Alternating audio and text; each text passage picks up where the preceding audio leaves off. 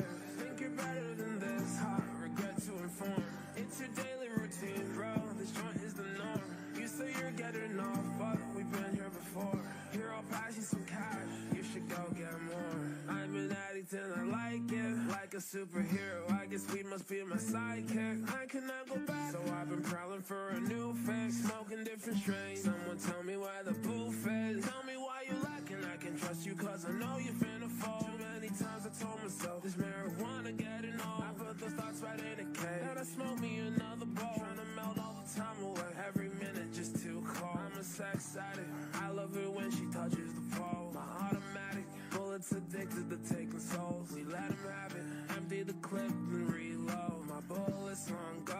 I smoke some blow. I need it. I need my fill. The demons, cause I'm so real. And fiending, dreaming, thinking about my next time. Shots to the dragon, the one in my road. I'm screaming out, fuck it. I hate the drugs, but when I use, I love it. A painful love, the kind of pain when no one cares. Addiction. Whispers in my ear. Think you're better than this. Hot regret to inform. It's your daily routine, bro. This joint is the norm. You say you're getting off, but we've been here before. Here, I'll pass you some cash. You should go get more. Walking around with open arms, but my heart remaining closed. Care so much about perception. I buy designer clothes. I don't think they pay attention as long as they're fulfilled. Your homies be there for trips, but don't wanna pay the bills. Won't all up inside my lungs. Decisions so complicated. LSD on my tongue. I don't know if I'ma make it. If I die, I need a blunt. At least to keep me sedated. So tired of smoking runs. Gorilla glue, I'ma face it. Oh, I need the Adderall. The devil hits my line, and I answer that call. I don't care, no, cause I'm on my own highway to hell. Chasing cash flow, but nigga, I ain't fucking with Zell. Like, give me the cash out. These other niggas feel like laugh tracks. It's at the top like a snapback. Your song a flop, we can have that. Used to whip around in a hatchback. Now I drive around smoking big guy. With a white bitch got fat. Told me pass that blunt. That's that shit that I'm my road. I'm screaming out, fuck it. I hate the drugs, but when I use, I love it. A painful love, the kind of pain when no one cares. Addiction, the whispers in my ear. Think you're better than this. Hot regret to inform. It's your daily routine, bro. This joint is the norm. You say you're getting off, but we've been here before. Here, I'll pass you some cash. You should go get more.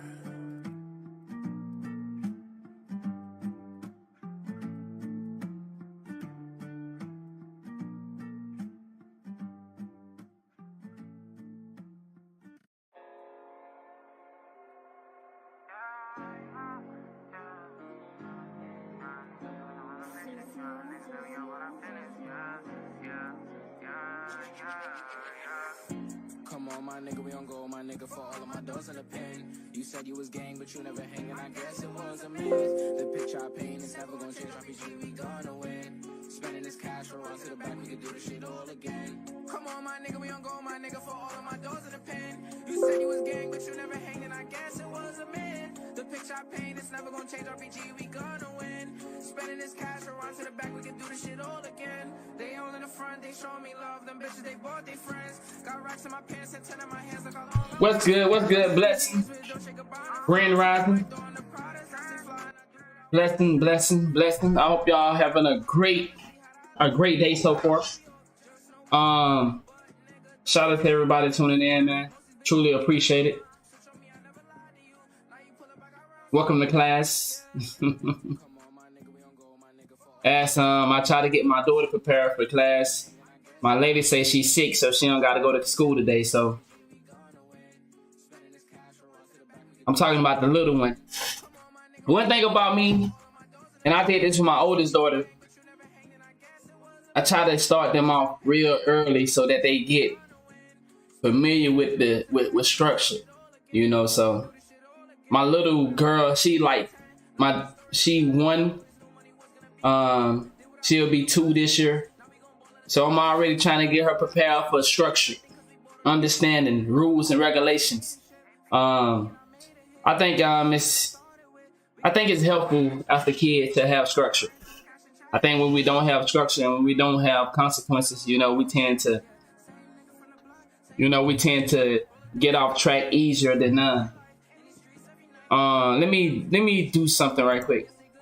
Let me do something right quick before we get started. Because I'm tired of seeing that just pop up for no reason when I forgot to turn the timer off. Let me see.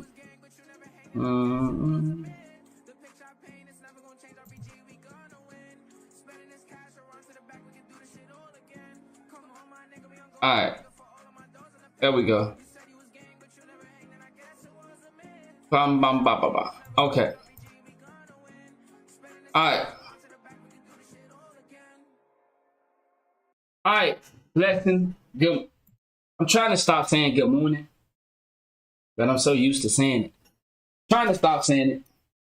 It's like, man, you know, we know things that are the double meaning for things, and you try to learn from it. You try to get this information. You try to change the way of living, you know, for the better, you know. So I'm trying to stop saying good morning, and I'm trying to start saying grand rising more often than good morning. But, you know, sometimes I'll be slipping. But blessing, shout out to everybody tuning in. We've been covering this Young Thug thing since it started.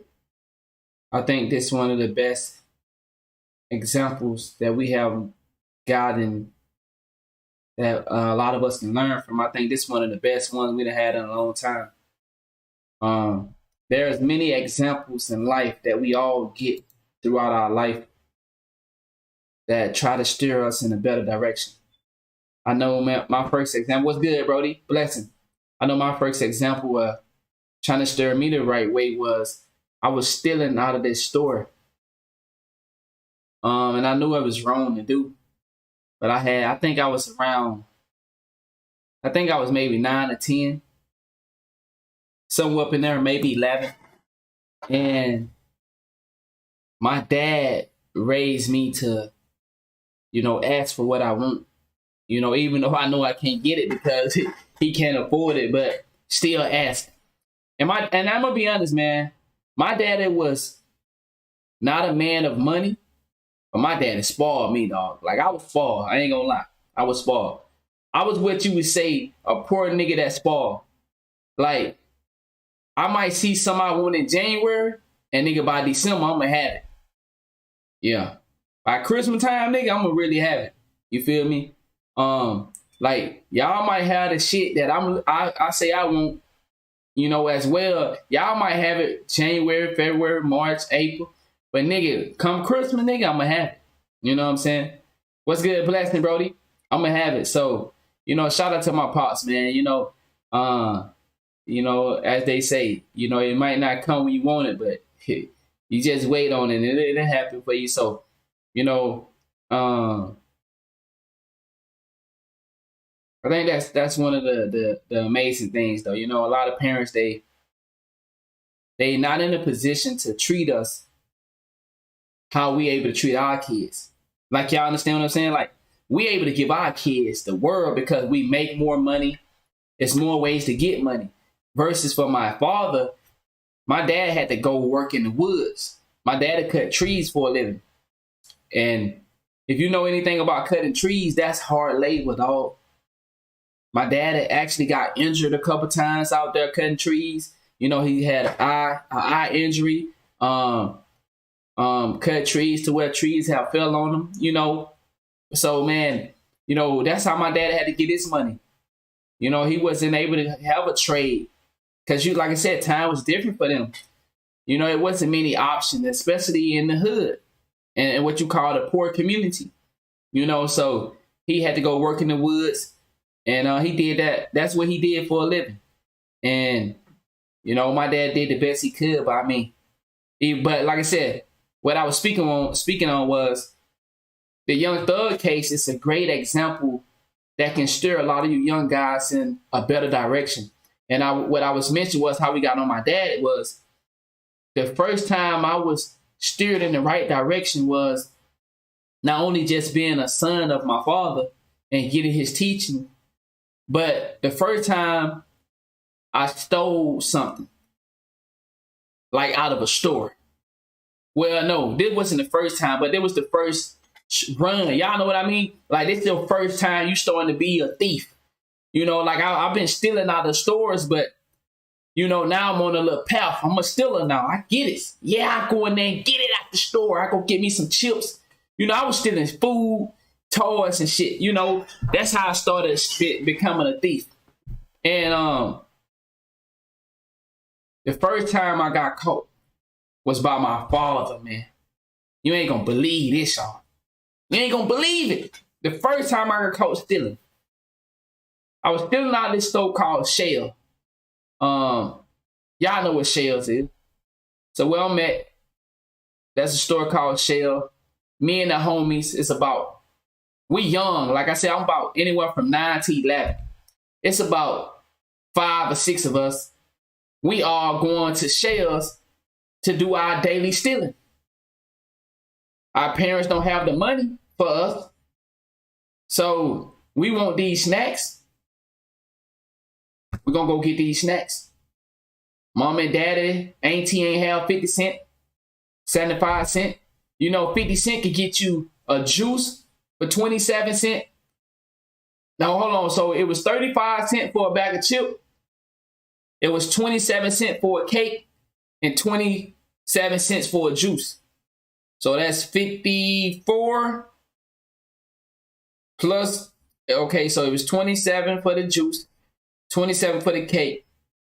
So that's 54. Am I doing my shit right? I've been out of school a minute. That's 14. So 54. Yeah. Okay, I'm tripping. Yeah, I've been out of school a little minute, goddammit. Alright.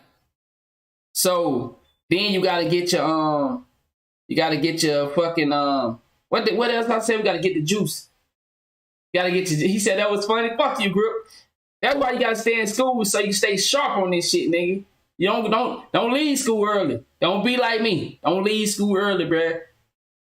Like I said, you can be smart in the moment. See, I don't want to get off topic, but knowledge and learning, that's why I do my daughter the way I do my daughters. Because knowledge is different from learning. Learning is a pattern.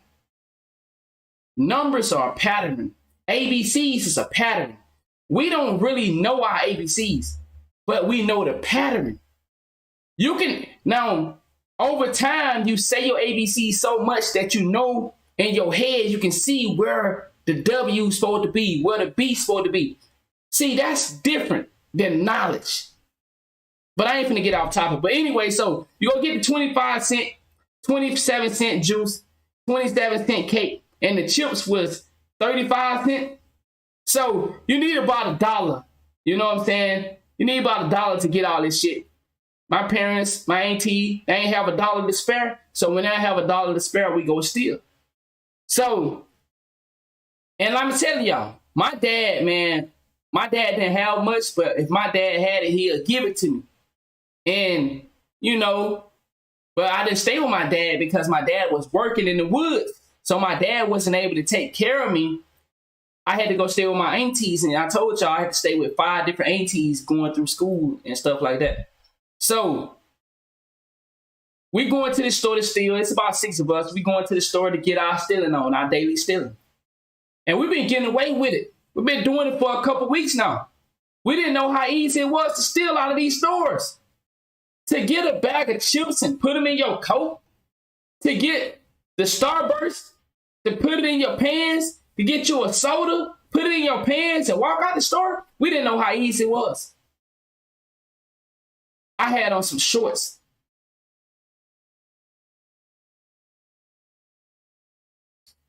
I stole me a bag of chips, some candy, and a soda. I think it was a Dr. Pepper. Maybe it was a Sprite. I can't remember. But anyway, we made it out the store, y'all. Good. We made it. Our daily stealing was a success. Once again, everybody got their items. We walked out the store. Everybody laughing. We got it. We young kids. Parents don't have the money for it. Nobody gonna give us no money. We want these chips. We want this candy. We want this juice. We want these cakes. We gonna go get it. It's not right. But this is how I said. This is, like I said, we talking about how you get on track early for the one that just coming in. We're talking about how there are things that happen in our life that get us on track early. And for some of y'all, it's the young thug case that should get you on track early. So that's for the people that just coming in on it and they hearing the story. That's what we're talking about. So this is one of the stories that got me on track early. So we made it out the store, and the damn pop, as we walk, and the damn pop rolled down my goddamn pants, my shorts, fell on the ground, and the motherfucker rolled towards the end of the highway. The damn pop fell out my pants, my shorts, rolled to the highway, and I'm chasing this motherfucker. And I hear somebody saying, "Parky baby." This was my daddy. I had a nickname called. So my name is, so the homies call me B. But my dad, you know, I had a name called Bunky Baby. Y'all don't be in here on that bullshit, nigga. Everybody had a nickname in the hood, bruh. I don't know how. I know how I got the name, because they used to call me Baby Bop from the damn Bernie show. And they changed it from Baby Bop. They changed it to Bunky Baby. And I changed it to Bunk. And then, but the homies all called me B, you know. So my dad was saying, "Bunky Baby, Bunky Baby." I was hearing somebody calling me. Shut up, B. Don't come in here laughing and shit now. I was hearing somebody calling me, but I didn't know who was calling me. I'm chasing my damn pop, and I'm hearing some Bunky Baby, Bunky Baby. And I'm like, man, what the fuck? That sound like my daddy. Now, Family Dollar is right across the street, y'all. Remember, I'm not staying with my dad because my dad works. My dad cut wood, so he not able for me to stay there because I'm a little kid at the time. I didn't start living with my dad until I was 13, so I had to stay with different aunties, and I would go with my dad on the weekends. He would work Monday through Friday, and I would go with him Friday night to Sunday night. And you know, because he was cutting wood, he couldn't leave me at home by myself. So I'm staying with my aunties, right? But I hear my dad calling me. I said, "Oh shit!" And I'm chasing my pop that I just stole. It came down my shorts, and everybody like, "Nigga, grab your fucking pop, nigga!" I'm chasing it. I'm a little kid. I'm trying to get it. My pop, you know. So once again, the store didn't catch us, but my dad is across the street at Family Dollar with his boss. Somehow, I just stole a pop. It rolls down my leg onto the ground. I'm chasing it, and my dad is across the street at Family Dollars calling my name. What the fuck type of shit is this? This ain't real. This don't happen. You telling me I just went and stole something? I made it out the store. Everybody finna eat their snacks. We've been doing this stealing shit for like 2 weeks. Now I get caught by my dad? Oh, nigga. Bring your ass over here. Bring your ass over here. I said, "Yes, sir." So I picked my pop up that rolled down my pants, rolled down my leg. I walk over there. He said, "What the hell you doing?" I said, "Man." He said, "Boy, I just seen that damn pop roll down." No, what type, like this don't happen, y'all. My dad, who's supposed to be at work, they done got off work. They at Family Dollar. I'm coming out of Shell, who right across the street What are the chances of my father seeing that whole incident? My dad seen the whole incident. My dad seen the whole situation. What are the chances of that happening? So from the time I came out the store, the time the pop rolled down my shorts, my dad seen it all. What are the chances of that happening? He said, I know goddamn well he ain't in that store stealing. I said, yes, sir. He said, boy, ain't no damn way. Ain't no damn way you stealing. And my dad was the type of man, like, I never wanted to disappoint my dad. I told you stories often of where I felt like I disappointed my dad. And that was the first time I ever felt like my dad wasn't proud of me, because my dad go to work every day, sometimes on Saturday. Sometimes he wasn't able to pick me up on Saturday because he was trying to work. And he was a single father, because I told y'all my mother passed when I was 3. So my dad, man, cutting trees down for a living, hard labor. And his son out here stealing because he wants some chips, a soda, and some candy. And man, my dad didn't really whoop me like that. My dad was the type of dad where I told you I'm staying with my aunties and I'll be bad. I'll be being a kid, being into the hood activities. And my aunties, they felt like they can whoop me because I started to get tough on my aunties. Man, I ain't getting no more whooping, man. You ain't whooping me. I started getting that. So my auntie was taking me to my dad. I don't know how long I'm gonna be able to keep watching him, because he's starting to smell himself. If you're from the South, you heard that many times. They say you start to smell yourself. I don't know if they say that for up north, but in the South, when you start smelling yourself, that means he's starting to, think he grown now. He want to talk back and he don't want to do what I tell him. So my aunties, but my dad I think my dad felt sad. I think my dad felt sorry for me, because it was like, he got to put me off with my aunties because he can't take care of me, because he got to go work and I can't stay at home by myself. So my dad, when he should have been whooping me, my dad would call me in the room. When we go to his house, my auntie be like, you got to whoop him. Because I don't know how long I'm going to be able to keep watching him. And that's how I ended up happening. I had to stay with 5 different aunties as a kid. 5 different aunties before I started living with my dad. And they were just, he acting up. He going with you this school semester. He acting up. He going with you this school. So I stayed in 5 different hoods as a kid because I was just, being bad. I wasn't being respectful.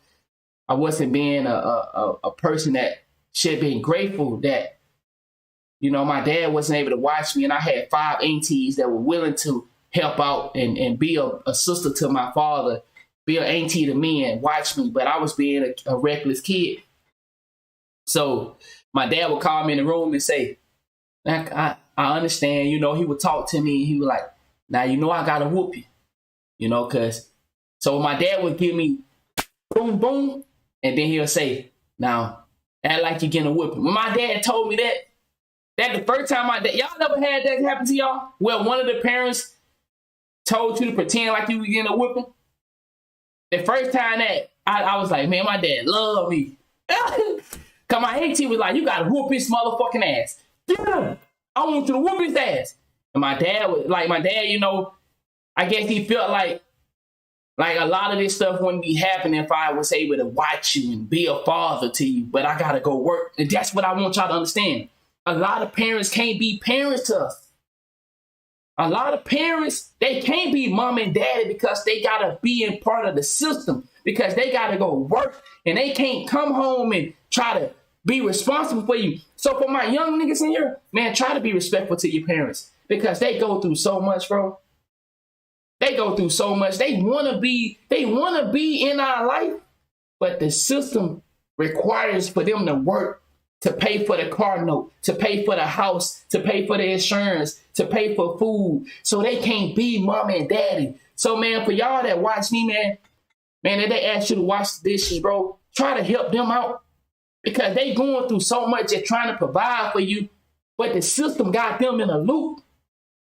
And they don't have the opportunity that we have. We able to make more money than with our parents. They don't have skills like that. Some of our parents got it.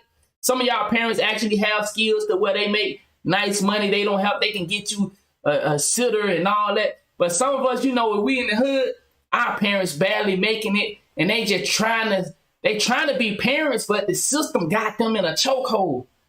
And I know it sounds like, man, well, they had me, bro.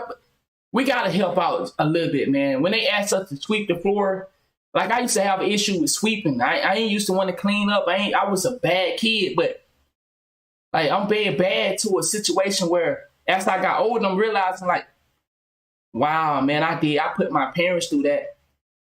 And my dad was cutting wood every day trying to make it, trying to take care of me. But that's just a little story I wanted to. Once again, for the people that just coming in on the back end of that story, I was explaining like the first time, I was explaining like how this Young Thug case for a lot of you young boys is a chance for you to see, a chance for you to get on the right path. And I was explaining how my first time I was shown to the right path was when me stealing that soda and the chance of my dad being across the street and my dad caught me stealing. And, I ended up getting a whipping for that. Yeah, he didn't tell me to fake cry for that one. My dad was disappointed. He gave me, and then he gave me $5 and told me go buy it.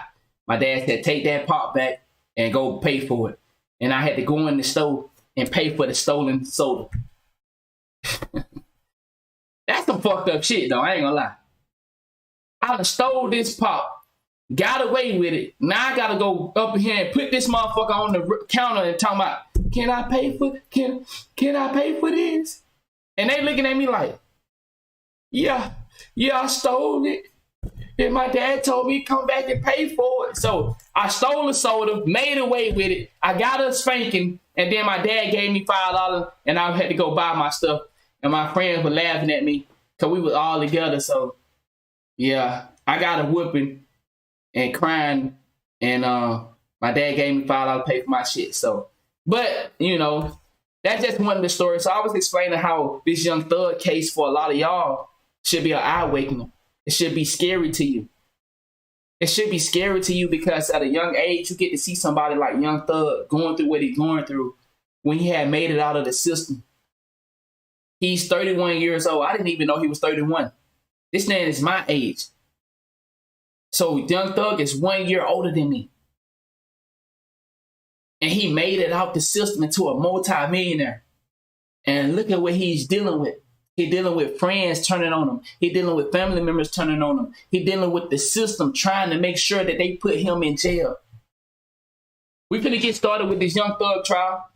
This is day 7 we're going to be watching. But I want to show you some things that recently just came to light. Now, y'all know it's a total of 65 counts. Apparently, Young Thug will not be charged on all 65. Somehow, and this is what I want you young boys, here's the education that I try to bring to this Young Thug case. This is what I want y'all to take when y'all come and watch me react to this. We not reacting to this for entertainment. There's a lot of people, and I say this with no disrespect. I'm not trying to say I'm better than them. I'm just saying there's a lot of people that watching this Young Thug case for pure entertainment. Man, is he going to beat it? Man, is they going to lock him up? It's no teachable moments in here. I'm sitting here looking at people looking at this shit like it's a show. This is not a show. This is what you're going to go through if you don't change your direction. But guess what? Young Thug only getting 8 count of the 65 counts that's on the indictment. Do you understand, once again, how crazy that is? This is what happened when you have friends in high places. When you are part of the system and when you have millions of dollars, you can pay for lawyers. You can tell your friends. Do you know how Kodak Black got a pardon from Donald Trump? Do you think your little black ass, your little white ass, your little Hispanic ass, your Latino, whatever y'all are in the chat, do you think your little ass can get a pardon from Donald Trump? See, I want you to understand that the game that we follow these celebrities in, we go and try to, man, I'm going to be like Young Thug. I'm going to be like Kodak Black. I'm going to be like T.I. I'm going to be a gangster and I'm going to stand on mine. I'm going to be a Kevin Gates and I'm going to stand on mine. You won't get a pardon from Donald Trump. Nah, your little busted ass, you making 100,000 a year, you making 500,000, you won't get a pardon from Donald Trump. You won't get 8 counts. Somehow, he only getting 8 counts. I'm finna show you the other counts. Even though these counts are still bad, but do you know the fire that Young Thug was in? Young Thug, 65 counts. He only gonna get, let me go to the big screen. Out of 65 of the counts, he only gonna get hit with 8 of them. That'll never happen for you. And that's the education that I'm trying to bring. Bro, Young Thug is deep in. Young Thug is deep in. I know the picture you're talking about. But like I said, see me, I do the reality and then I do the conspiracy. Me, I started off my life on reality, but I also grew to understand the conspiracy behind it. So I understand Young Thug is deep in, bro, on the conspiracy side. But on the reality side, this is what I know most of us can relate to, and this is what I look at when it comes to my life. I'm definitely a conspiracy person, but I like to stick to reality and then show you the conspiracy with it. So reality is this will never happen for you. This will never happen for you. You would never get an opportunity. You are not that special. That's what I want y'all to get. You are not that special. You are just a citizen playing in a game that you don't have the money for or the connection for. Are you understand what I'm saying? So when you go out here and you try to model these guys' lifestyle, Young Thug only getting hit with 8 counts. Possession of marijuana with intent to distribute. Possession of cocaine with intent to distribute. Possession of cocaine. Possession of firearm. Possession of machine gun. Conspiracy to violate the racketeer influence corrupt organization. Participation in criminal street gang activity.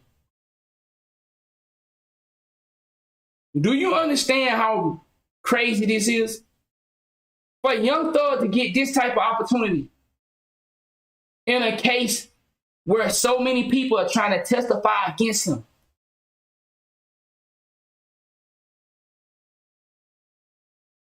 This is a major situation. Please stop looking at it for entertainment and look at it for the purpose of this is what happened for celebrities. But if you live your life like a celebrity and you're not a celebrity, guess what? You're just living your life like it. You won't get the same treatment. Do you understand that politicians don't get hit with the same type of conditions that you get hit with? Y'all do get that, right? Politicians can be caught with the same thing that you're caught with, but they'll have a different type of charge. Some of them, because the connections run deep. So I want you to understand and take away from this shit. We're finna get ready to start the trial. That this right here is crazy, but it won't happen for you though. You won't get this opportunity because you're not a man that is connected. You're not a woman that is connected. You're not a celebrity. You're just a random ass person. You're just a person out here trying your best to work your job every day, be a better citizen. You won't get these type of chances. So why would you participate in something where the rules are different for him and you? They don't play by the same rules. Money, Young Thug is paying a lot of money to get a fucking situation like this. Only 8 of the 65 counts. Now, I want to show you something. Once again, this is where you're headed if you continue to follow the path of these celebrities. Check this out. Multi-millionaire, made it out the hood, got to put his homies on. His homies taking plea deals left and right. Now look at this. Now, a WSB Tonight exclusive for you. Only Channel 2 is going to give you a look inside the Cobb County Jail, where attorneys for rapper Young Thug say he's being kept in inhumane conditions. He was arrested in a gang conspiracy. So today, you notice how many family members you got in jail right now that live in inhumane conditions, and there's no news reported for him or her.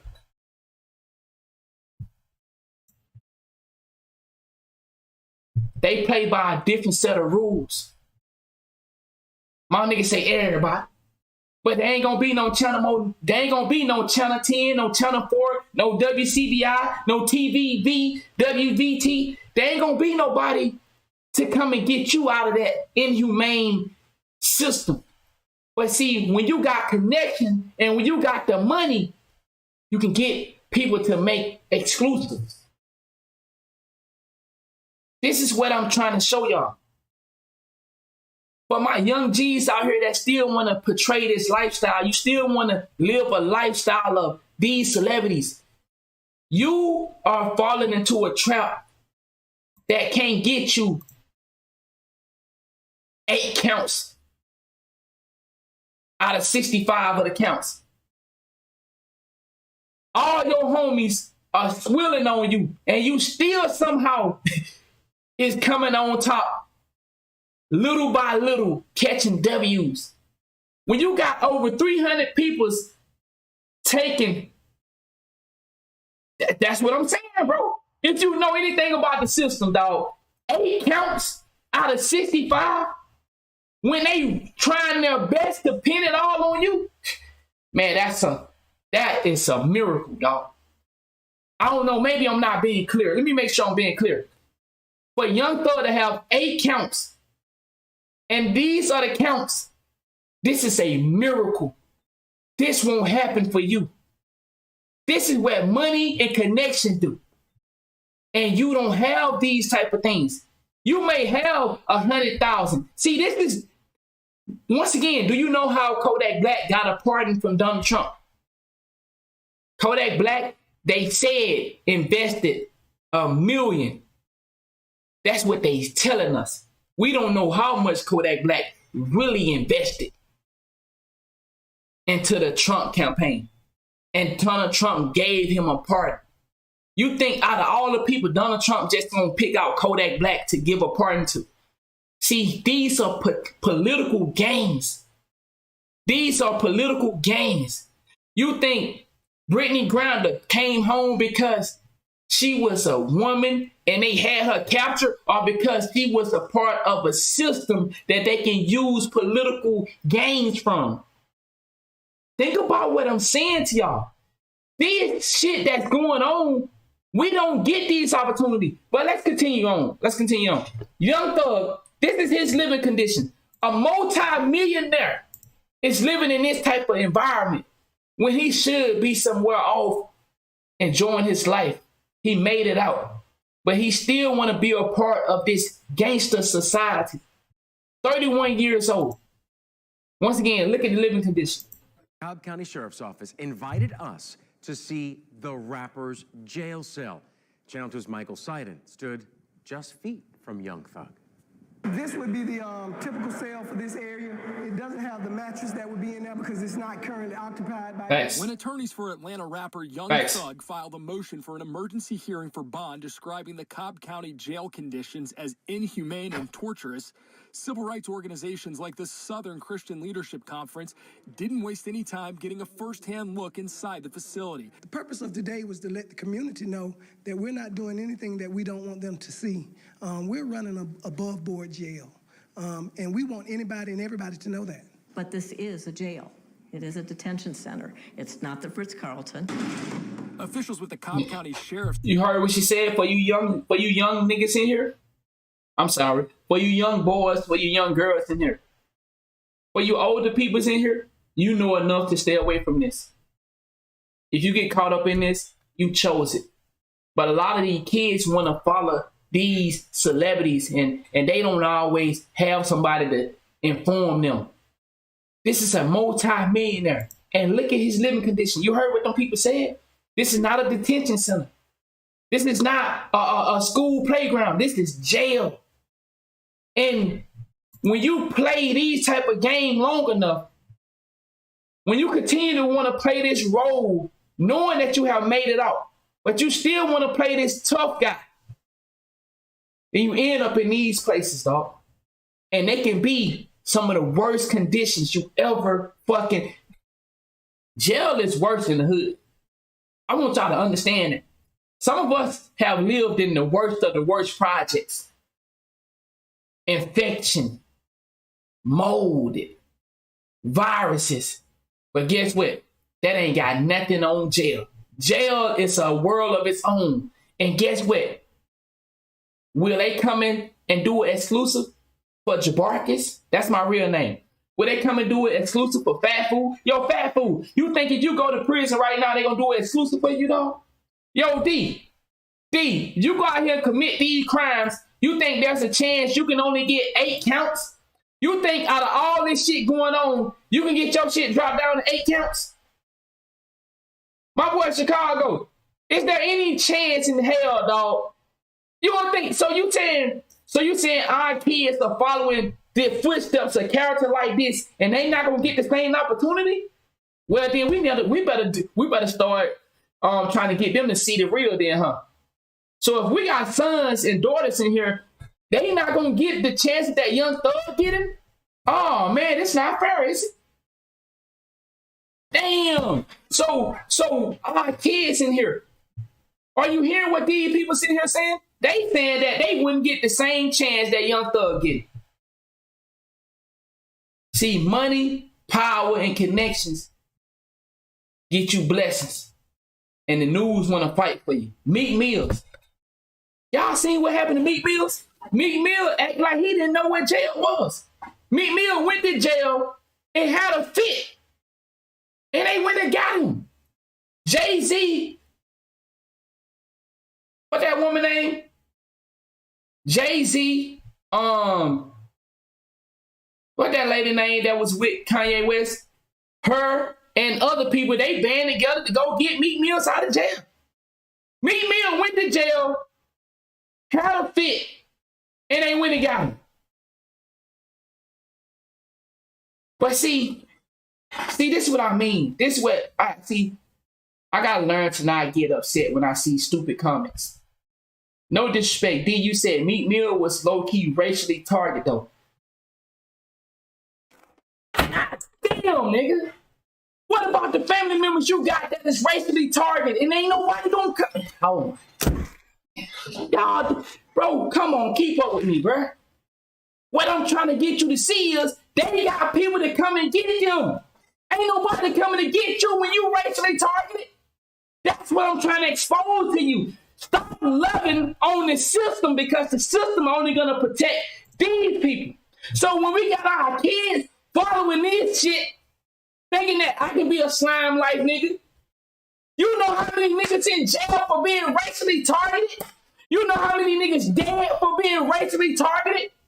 What I'm trying to explain to you, dog, please, y'all don't type that type of shit in here. Don't type that shit in here, man. Man, I don't give a fuck. It's a lot of niggas in jail right now for selling weed. It's so many niggas in jail for selling weed. Man, I'm done talking to you, bro. No disrespect. I can't talk. Like, we gotta... Yo, for my young niggas in here, please understand what I'm saying. You won't get the protection. You won't get the opportunity for somebody to come and say you was racially targeted. If you go to jail right now, this nigga D that just typed that comment, guess what he gonna say? Shit, they got that nigga. That nigga tripping. He ain't gonna say you was racially targeted because you not a celebrity. He not gonna give a fuck. No disrespect, D, but I gotta point something out. D ain't gonna give a fuck if you get racially targeted.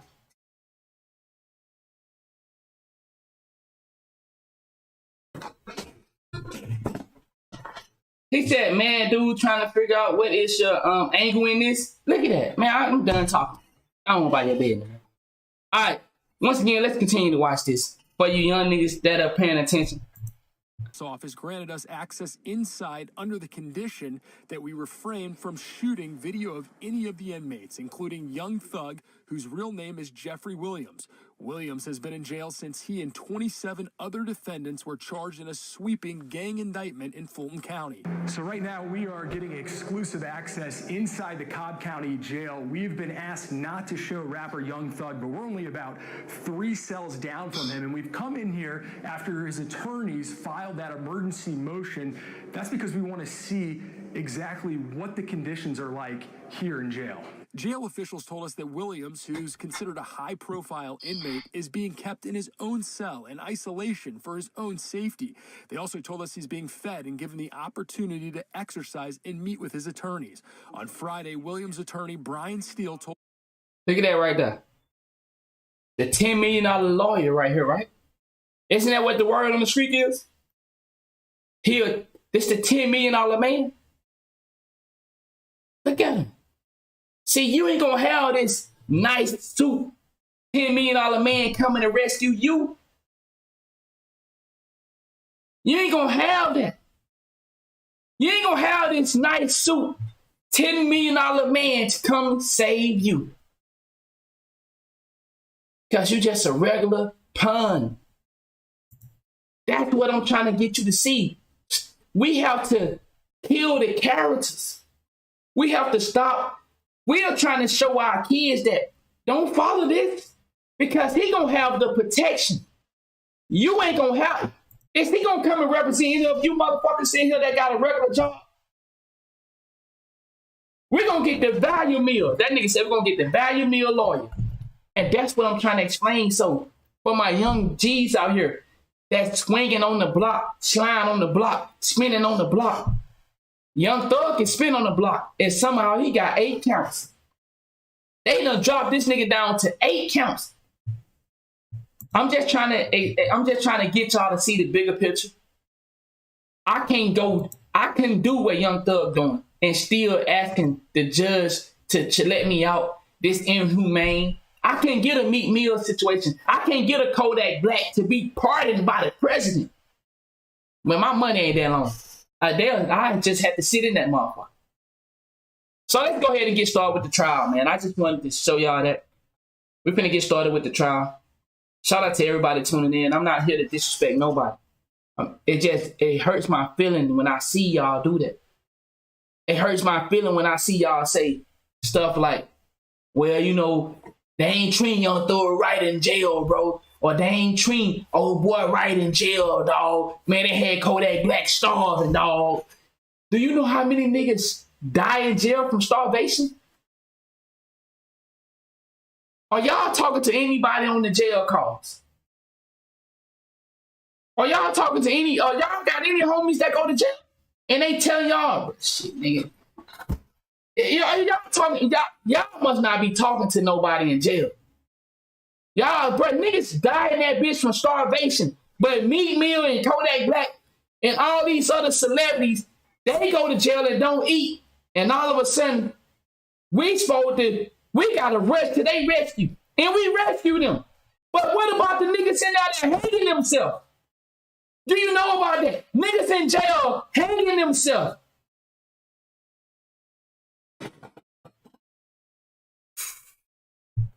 All right, man, let's get started with the trial.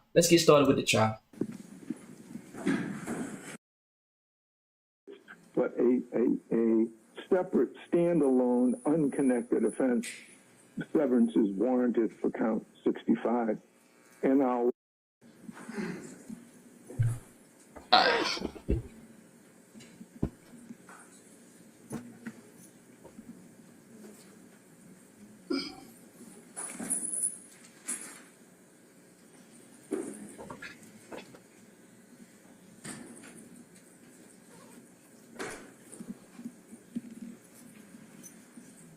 That cell was clean as fuck, though. I ain't gonna lie.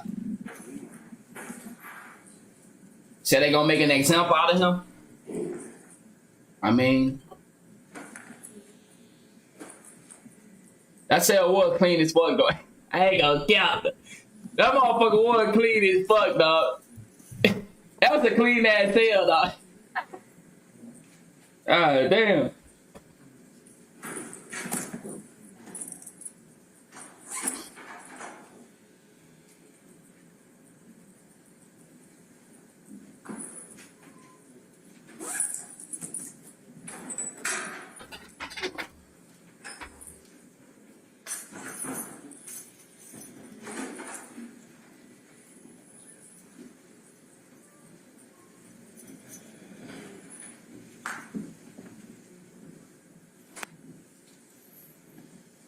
All right, we're gonna fast forward it a little bit. And gun case on that count. I'm going to bring a case to the court's attention. MIMS, M-I-M-S. I hate when they do that Zoom call, man. 304 Georgia 851. That's a 2019 case. Miss Mims allegedly stole a car in Detroit, drove it to Atlanta. She allegedly committed a murder in Atlanta. She's arrested, charged on the same indictment, theft by receiving and murder, because she's caught in the car at the time of her arrest. It was the Supreme Court of Georgia found that the trial counsel was deficient for failing to move to sever the theft count from the murder. There was no argument that the theft offense and the murder were related. So there was no factual connection between those two things. There was, and there was really no reason to bring the fact that Miss Mims was in a stolen car into the murder case, and there was no reason to bring the fact that Miss Mims was accused of murder into the theft case.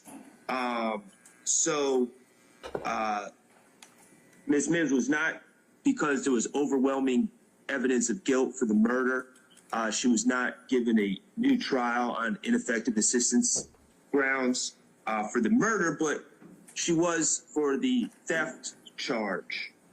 And the court noted that the jury's knowledge and understanding and evidence, exposure to evidence that she was involved in a particularly gruesome murder, severely prejudiced her in the theft case, the theft aspect of the indictment.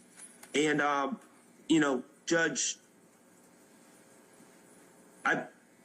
I'm not thrilled that Mr. Stillwell is on this indictment facing two separate murder charges, and I'm going to address that in a second. But I do plan on walking him out of the courtroom on these murder charges. But I'm also concerned about this gun charge.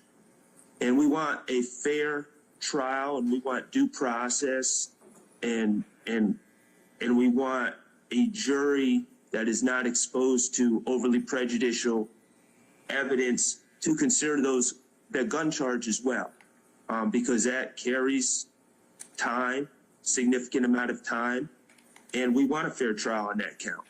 And so we're going to rely on the Mims case as well to ensure, hopefully, that we receive relief from the court and a severance on that basis as well.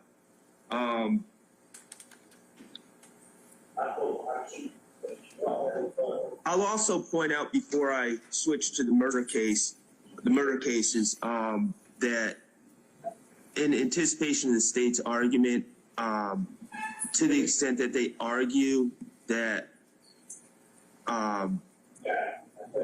the circumstances of an arrest and possession of a gun in and of itself is relevant somehow. Any cases that they cite, to my knowledge, are going to be older cases before we switched over to this new evidence code. And that argument really relies on propensity.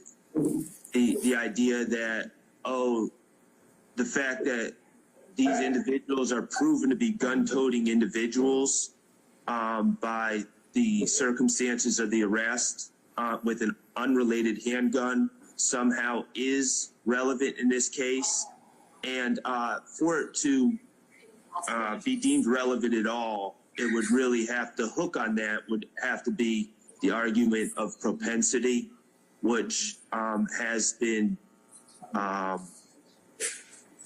theoretically taken out of the purview of what we consider under the new evidence code. So I just wanted to add that as well, to keep that in mind, that anything that relies on propensity, not a good reason to let the circumstances of the murder in. I'm a little bit, Mr. Stillwell is in a different situation than Mr. Nichols in one regard, and that is that we have 2 murder counts and on this indictment. And so I asked for, Mr. Stillwell asked for the same relief as Mr. Nichols in regards to counts, I believe 64 and 65, respectively, for each defendant. In addition, I asked for additional relief in my motion, which was severance of the murders. That's another thing I want y'all to understand. Do you see anything about murder on Young Thug counts? That's what another thing I want to point out right quick. Do y'all see anything about murder? See, now this is that count right there, conspiracy. That count right there is gonna be crazy. The 56 and 57 gonna be crazy, but you don't see murder though. Now, look at this. These are the 8 counts that Young Thug is charged with. But when you listen to this, listen to what the menus, the people that follow suit, carry out the orders of Young Thug. You see what they faced with? That's another thing I want y'all to pay attention to for you young G's out here. Obviously, for obvious reasons, want separate trials for each murder case. The courts in Georgia I was unable to find a case in Georgia that dealt with necessarily the joinder of 2 separate murders, but they have acknowledged the extreme prejudice of a prior murder into a charged murder trial in the similar transactions or other acts context. And for obvious reasons, I think the prejudice is very obvious. I think it's clear that the jury, upon inspection, it's not going to be lost on the jury that Mr. Stillwell is charged with 2 separate murders on this indictment.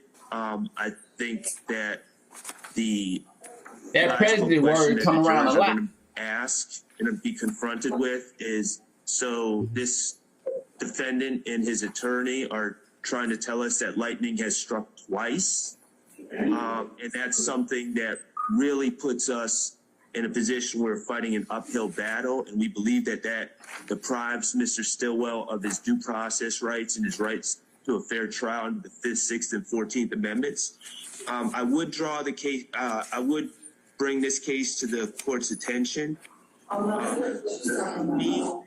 It is Dean v. Calderon, 163 Fed 3rd, 1073. It's 9th Circuit, 1998. There, it was held that the joinder of 2 murders and 1 indictment violated due process. And just to be clear, in this case, the Bean case, the murders were 3 days apart, 10 blocks away from each other. As you recall, Your Honor, in my constitutional speedy trial argument, what we're dealing with in this case factually against Mr. Stillwell, we're talking about 1 alleged murder on January 10th of 2015 and another alleged murder on March 14th of 2022. So we're talking about 7 years and 2 months separating the 2. That's crazy, though. I ain't gonna lie. There's also a difference in the strength of the evidence in this case, which was a consideration in the Bean case as well. There's a difference in the strength of the evidence in the 2 cases against Mr. Stillwell, which leads to the prejudice against Mr. Stillwell, especially in the weaker of the 2 cases. In the 2022 alleged murder of Shamol Drinks, there's really only a grainy video and a video inside a store that shows that the state's going to say shows that Mr. Stillwell was in a store nearby and pulled out of that store shortly after Mr. Drinks. There's no eyewitness testimony, no ballistics, no forensics, no direct evidence at all that ties Mr. Stillwell to that murder other than his geographic proximity at around the time of the murder, according to the state, according to the videos. That's crazy. The evidence in the 2015 case, you heard about in your Honor, yourself in your ruling against me in the constitutional speedy trial argument, noted the complex and thorough investigation of that case. There are witness after witness after witness that gave statements of varying degrees. There's several, I think you heard of one of them, third-party confession type witnesses. So there's definitely a different quantum of evidence against Mr. Stillwell in each of these cases. And under the reasoning of the Bean case that I cited, joinder of those 2 cases would be constitutionally impermissible. And I'll just add also that in Bean case, they found that the jury charge that I know Your Honor is going to give, which is that the jurors should consider each and every count individually, was wholly insufficient to protect Mr. Bean's constitutional rights. So we are asking for separate trials for each of the murders, and we are asking for a separate trial for the possession of firearm count as well on behalf of Mr. Stillwell. Thank you, Judge. All right. Mr. Floyd? Yes, Your Honor. Thank you.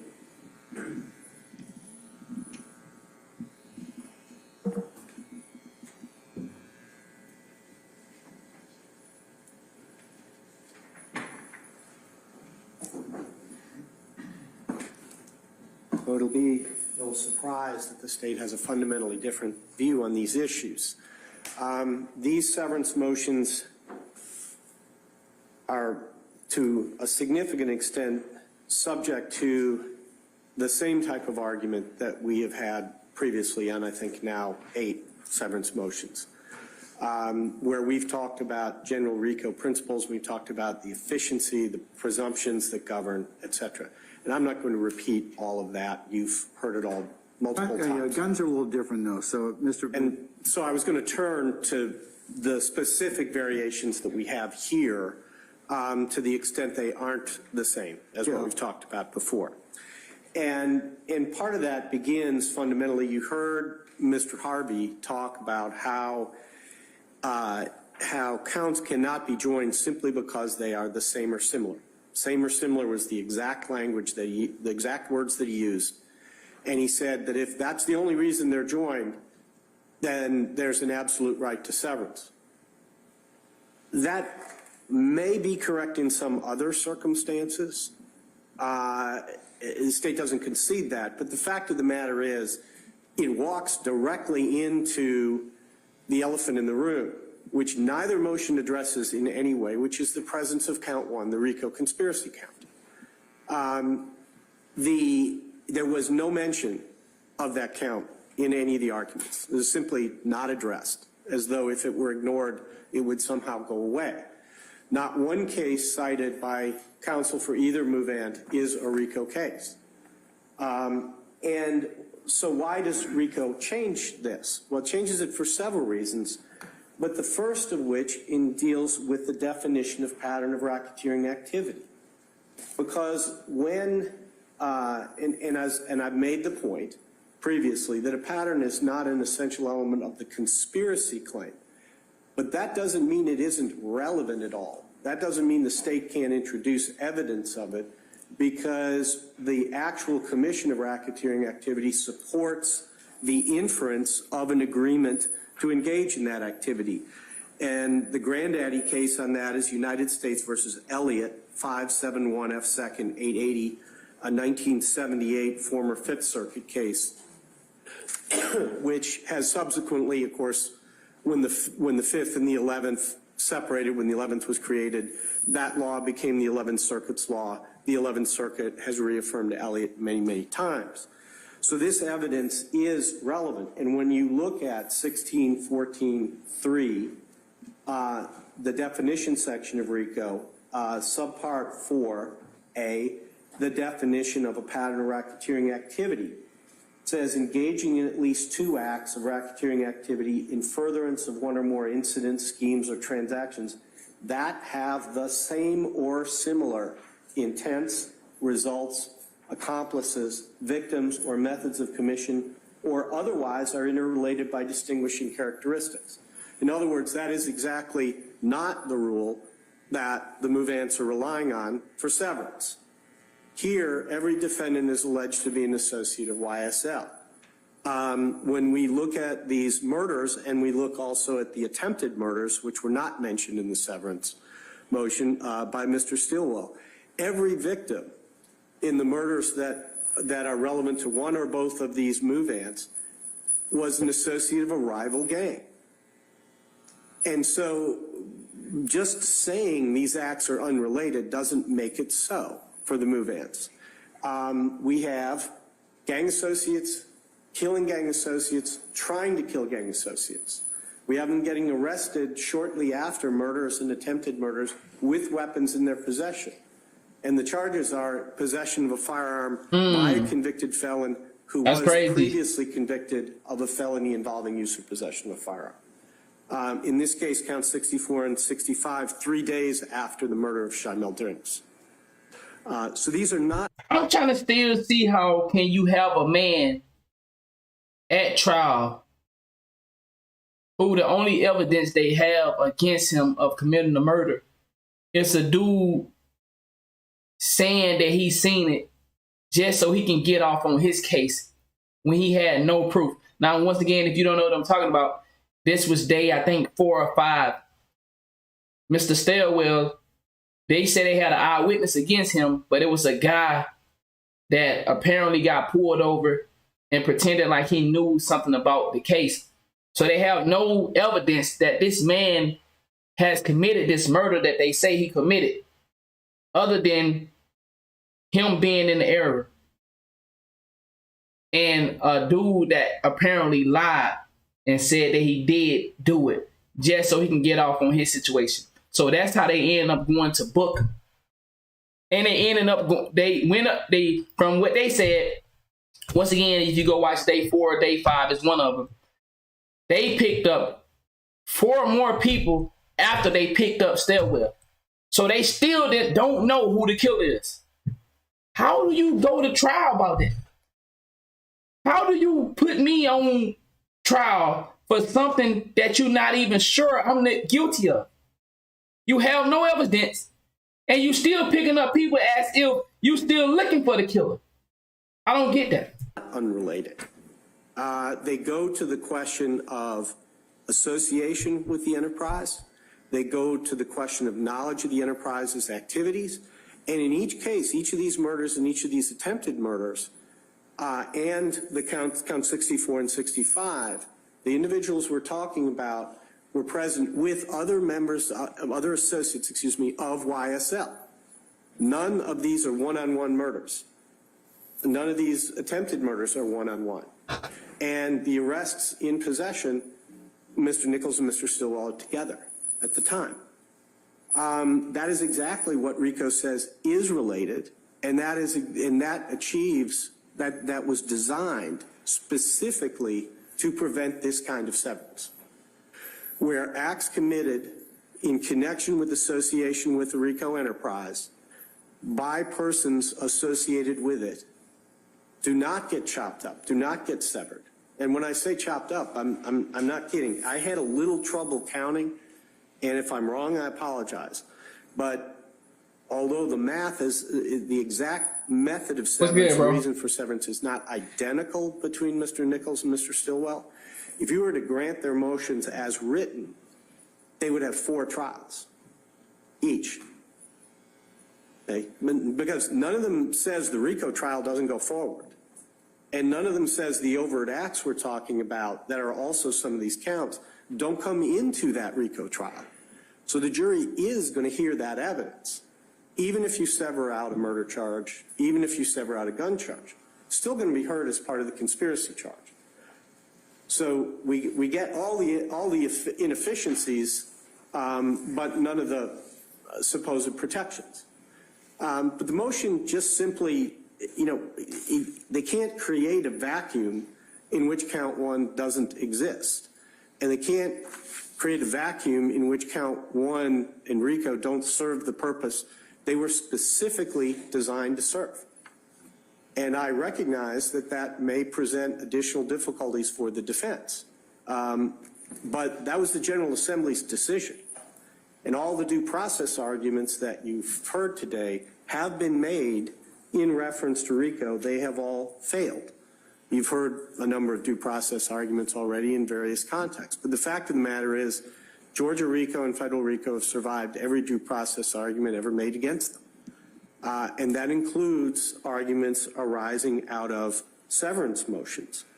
Again, the answer to this is RICO, and neither Mr. Stillwell nor Mr. Nichols have cited a RICO case, have cited a RICO provision, have sought to distinguish any of the grounds that apply here, or have sought to address any of the hundreds of cases that have rejected exactly the kinds of arguments we're talking about here. The idea that murders happened on different dates, have different victims, well, murders usually do have different victims if they occur on different dates. But that doesn't change anything here. In fact, that supports a RICO argument. Because part of what it is designed to address is people who... So are you hearing this? A murder happened in 2015. They tie that into the RICO also with a murder that happened in 2022. But if a murder happened in 2015, this is what I mean by the system would let killers roam the streets just so they can continue to play ball and collect evidence on top of evidence on top of evidence. You even see it in TV shows and movies where the Fed have the guy in their hands where they don't want him right then. They let him keep playing alone, keep playing alone, keep playing alone, keep playing alone. Until, okay, well, we have enough now. Now we'll go ahead and take him off the streets. But it wouldn't be a double murder in a RICO if they had followed suit in 2015 and prosecuted the situation or taken the trial or whatever they did, but instead they held it off until 2022 to tie 2 murders in on the same. That's some crazy shit right there. 7 years, no trial, no conviction, no whether he innocent or guilty. 7 years.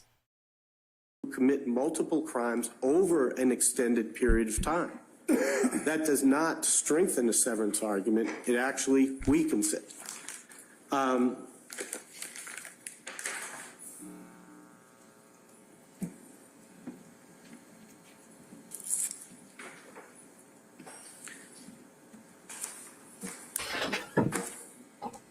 The argument that what the state is really using is a propensity argument. That's crazy. Take it that's meant to be 404B, gun toting, again, doesn't address the nature of the RICO pattern definition. If there is one of the organizing principles that RICO talks about, and those include the same or similar victims, we have that here. Every murder victim, every attempted murder victim, as to these 2 defendants, the counts we're talking about, is an associate of a rival gang. Same or similar intents kill members of associates of rival gangs. Same or similar results. They are killed or they are wounded and survive. Same methodology. Firearms are used. I'm not talking, none of the rival gang members are attacked in any method other than, outside of a jail, other than using a firearm. Okay? And while it may be a propensity, we have the fact, one of the ways, if you want to show that you're a member of an enterprise, I ain't seen that, is you have a person who's got a gun conviction, and the first thing they do when they get out is fire a gun. Trey, I like what you said right there. That Yo, is Fat consistent Foods, with the concept tag me in on it's it. not antithetical to it. I can go on, but wow. I think if the court has any... Hey, Trey, that make a lot of sense. Because when the defense say y'all have no evidence only other than him being in the vicinity and a witness that was lying, that make a lot of sense. That make a lot of sense right there. Okay. Questions for me to address. I'd be happy to do so. But the overriding principle here, I think, is this, Your Honor. Even if you severed out the counts they're talking about, all the evidence comes in the main conspiracy trial. They haven't given you a reason why any of it doesn't, which makes severance pointless.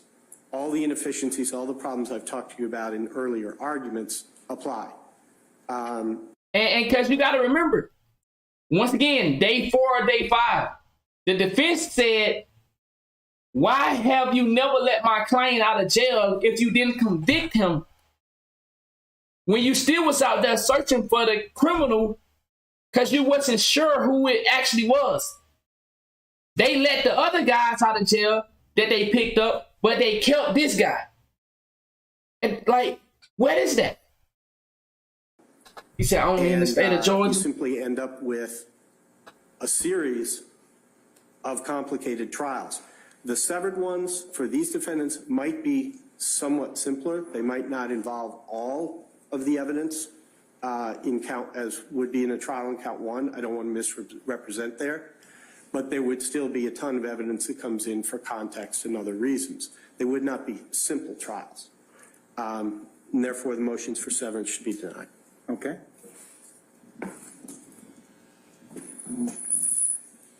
Judge, can I have a response, a brief response here? Okay, Mr. Harvey. Judge, I think Mr. Floyd, while a very smart man, is a little bit disingenuous in his argument.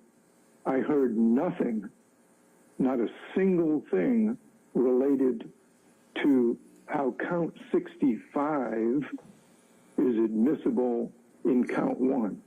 Not a single thing. All he said was, yo, Judge, RICO, everything comes in. Wrong. That is absolutely not true. Number 1, this is an indictment that came down after the March events. And indeed, it was superseded on August 5th, 2022. That was well after the alleged March 17th event in count 65. I will note that while there are, 191 predicate acts in count 1, count 65 is not one of them. If the state wanted to say this was part of the RICO conspiracy, they could have put it in as a predicate act. They didn't put it in as a predicate act. They didn't mention anything. Appreciate that, bro. 65 that this was related to either RICO or a gang prosecution. So when we say, when Mr. Floyd says you can't take this in a vacuum, they indicted it as a separate standalone offense unrelated to the RICO enterprise, and I've heard nothing that suggested it's otherwise admissible. It hasn't been noticed under 404B. It hasn't been put in as a predicate act in the RICO conspiracy. It was indicted as a separate standalone account. And you can take nothing else. I've heard nothing else to suggest that it is just because it's indicted, it's admissible in the RICO conspiracy. So it is not part on the indictment's face. It is not part of the conspiracy that's charged. Saying it's relevant doesn't make it relevant. In fact, the cases say just the opposite. It's relevant in 403 prejudicial as a standalone count, nor has it been indicted under or noticed as 404B. So I would suggest to the court that it is a standalone count. It should be severed. And again, I have a different argument than Mr. Sharp has on his double murder. But as far as count 65 is concerned, that should be severed. It is very easy to try the underlying case without anything to do with count 65. The underlying case can go forward without anything coming in from count 65, and it's nothing to sever as the court should count 65. So I'll leave it there. Thank you, Mr. Harvey. And Your Honor, briefly, may I? Just because you said may I, go ahead. Thank you, Judge.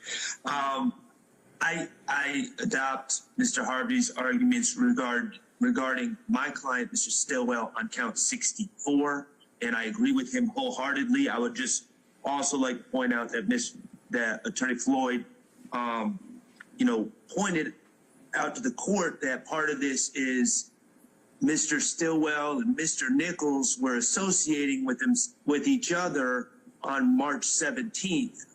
I don't want to speak for Mr. Harvey. I am not arguing that they can't say that they were arrested on March 17th and they were together. They can still say that, but it's the presence of the gun that is wholly irrelevant and deserving of its own separate trial.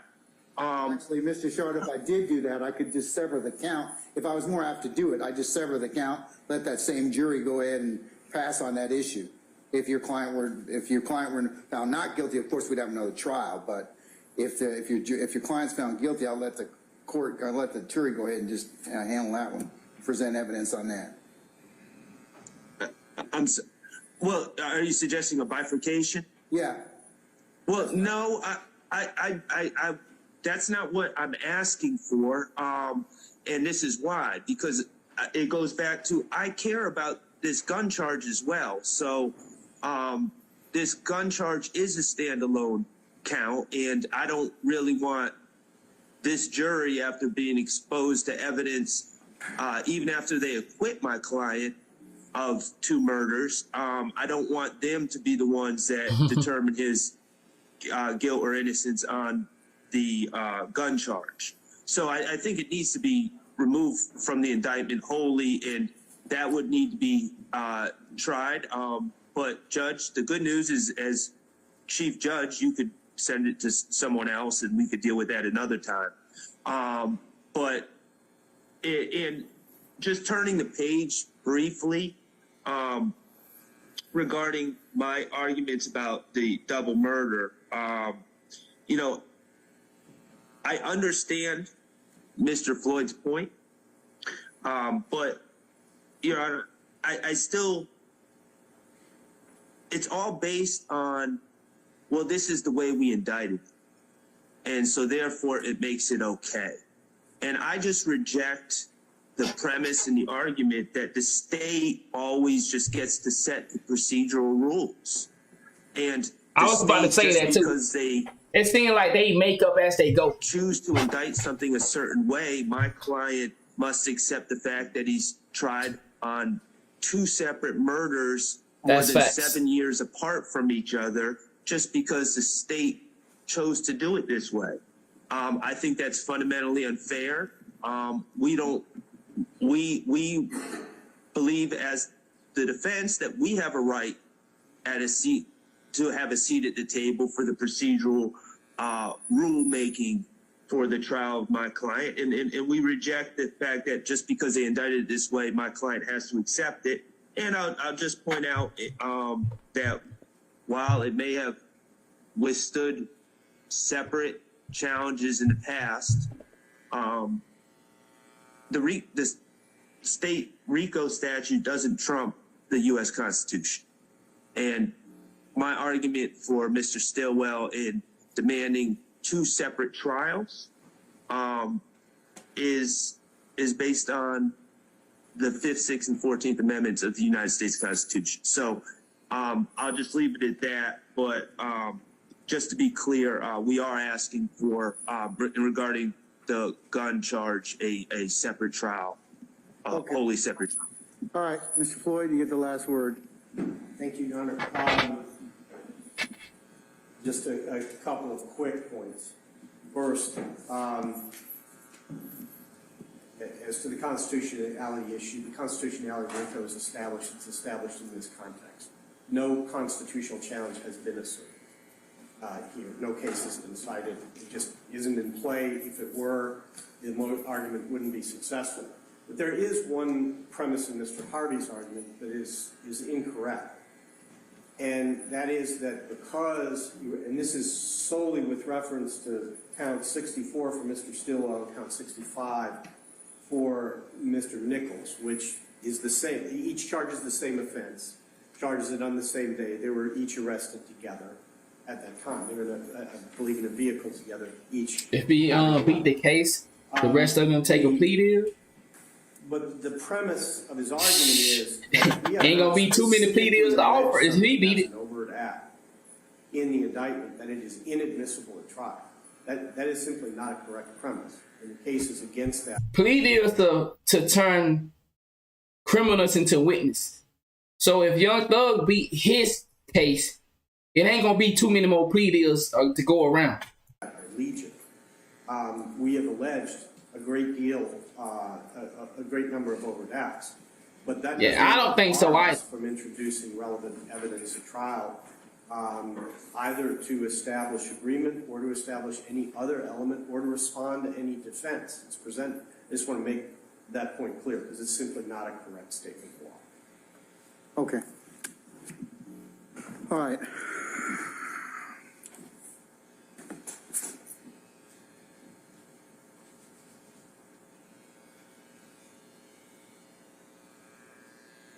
But see, the thing I want y'all to pay attention to is they get a lot of shit thrown out.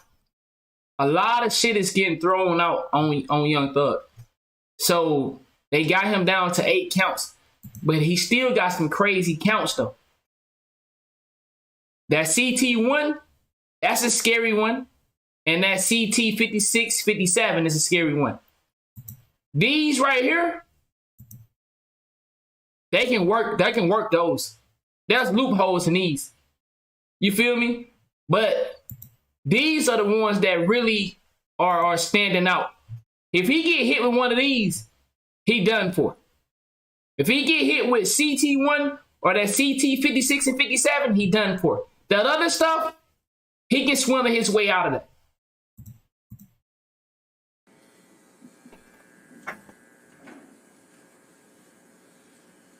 Facts, fat fool. That's crazy. For real, for real.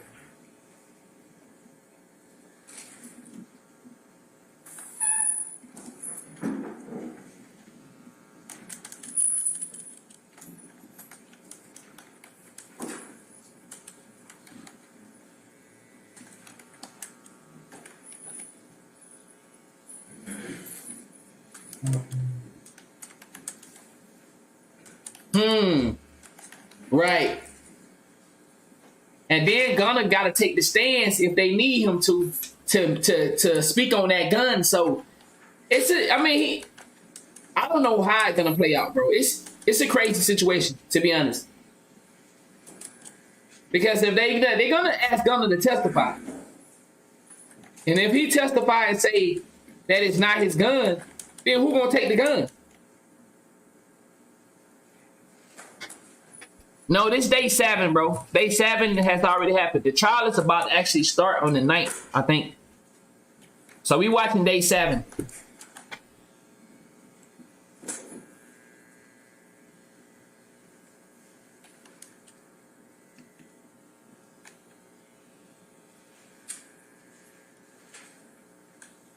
Okay, you're right about that though, Mr. Freeman. But I mean, people buy their way out of gun charges quite often. But if he get hit with those racketeer charges, I mean, those are the charges that gonna hold more weight, I would think.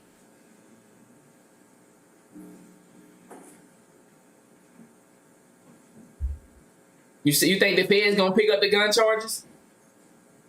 Yeah, they already selected jury. They did that yesterday, I think. It was other people in the car?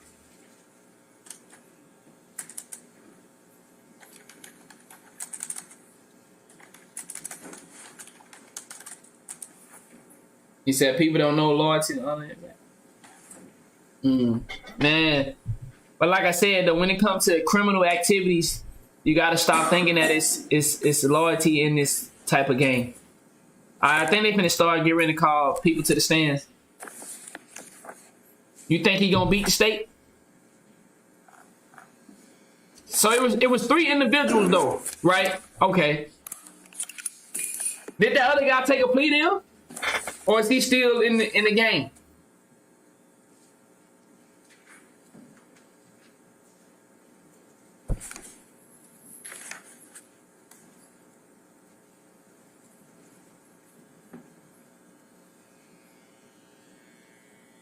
Yeah, I don't know where that third guy that was in the car. I don't know if he took a plea deal. If he took a plea deal, and what that tell you?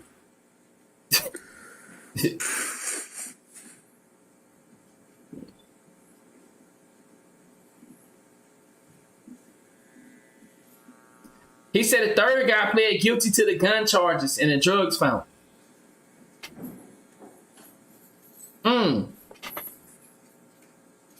It'll be interesting to see once the trial starts. The trial starts on the 9th. It's going to be interesting to see. No, it's not 2 cents. Okay. In terms of Mr. Harvey's motion in regards to Mr. Nichols of count 65, the court's going to deny that motion.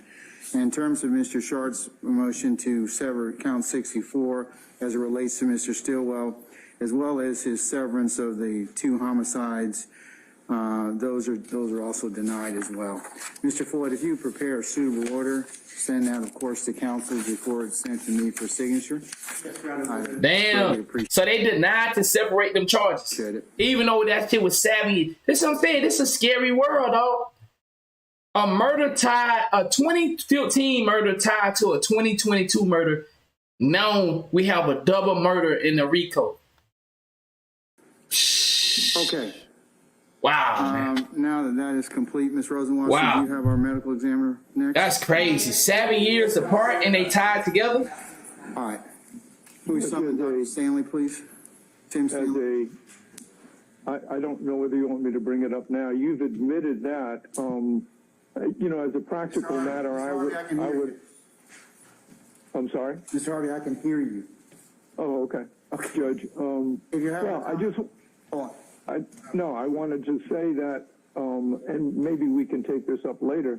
I would, of course, object every time any evidence as to That's crazy, though. comes in the trial of the case. 7 years later, and somehow they connected. Yes. You tie them together to complete your RICO. All right, thank you. Would you like that to be a continuing objection as well as it pertains to... On behalf of Mr. Stillwell, yes, we would, Judge. Thank you. So noted, gentlemen. All right. Thank you. Dr. The judge said, so noted, gentlemen. Y'all don't like that? So noted. Good morning, I'm Judge Glenn. Well, if you could please approach the witness stand once you get there, you'd be so kind to That judge be on the shit. So noted, gentlemen. I know y'all don't like what I just did.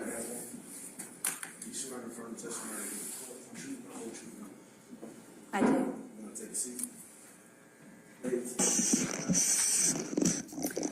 Melissa Sims Stanley, MELISSA-SIMS-STANLEY.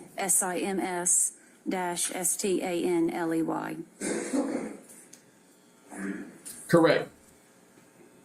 Dr. Sims Stanley, You're right about that. Currently employed. I'm an associate medical examiner with the Fulton County Medical Examiner's Office. And how long have you been at that position? I was hired full-time in July of this year. However, I did begin as a locum tenens medical examiner with Fulton County in March of 2020. Now, what is a locum tenens? Locum tenens simply means a contract worker. So as a locum tenens medical examiner, I was contracted to perform the duties of a medical examiner, perform autopsies, complete autopsy reports. Okay. And where were you working before that? Were you also doing similar work before those positions in Fulton County?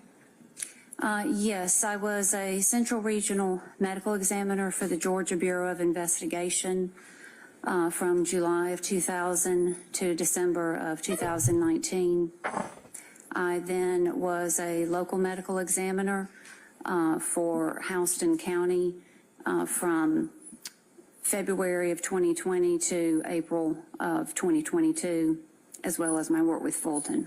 Okay, so between 2020 and 2022, you were serving two communities doing the medical examiner work? Yes. Okay. And is it fair to say you've been in the field of doing this medical examiner work for about 22 years? Yes, ma'am. Okay. Now, what was the training that you received to become a medical examiner? I obtained a Bachelor of Science from Emory University, a medical degree from the Medical College of Georgia. I did an internship year in internal medicine at the Medical College of Georgia. I then completed an anatomic and clinical pathology residency and fellowship in forensic pathology at the Medical University of South Carolina. Okay. And did each of those have something to do with what you do now at the medical examiner's office? Yes, my training and my residency and my fellowship, yes. Okay. And are you certified in any fields? You have board certifications? I'm board certified in anatomic, clinical, and forensic pathology. And what does board certified mean? Board certified means that I successfully completed the test with the American Board of Pathology, which is the national accreditation agency or organization for my specialty. Okay. And has any work that you've ever done been published or written down somewhere that, publication you've done personally? My only publication was during my fellowship year in Charleston, South Carolina. And was that related to death examinations? Yes. Okay. Now, are you involved in any other organizations or anything that I've missed? I'm a member of the National Association of Medical Examiners. Okay. And how do you keep up to date with any new developments in your field or make sure that you're up to date on the newest science? By reading the American Journal of Forensic Medicine and Pathology, which is a publication of the National Association of Medical Examiners, attending meetings, And also I read the New England Journal of Medicine. Hey, ever since day 3, they make sure they don't make that mistake again of not asking them how they stay up to date. You know, because with that first guy in day 3, he had no certification, he wasn't staying up to date, and they got hit hard with that. And they didn't like that shit. So now they making sure they ask everybody, how you stay up to date? Your Honor, at this point, I'd like to approach the witness with what's been pre-marked as State's Exhibit 24. That dude right there fucked them over bad, dog. Day 3 was crazy. CV. I have it here in case any defense attorneys would like to view it before I approach the witness. The prosecutor was looking sick over there. They don't make that mistake again. You see straight. They make sure they ask all them questions now. Dr. Sim Stanley, could you please let me know if you recognize that document? Yes, this is my CV. Okay. And does there appear to be any changes, alterations, substitutions, deletions as far as you can tell? No, ma'am. Your Honor, at this point, I would move to tender State's Exhibit 24 into evidence for the purposes of this hearing. All right, hearing no objection, it's admitted.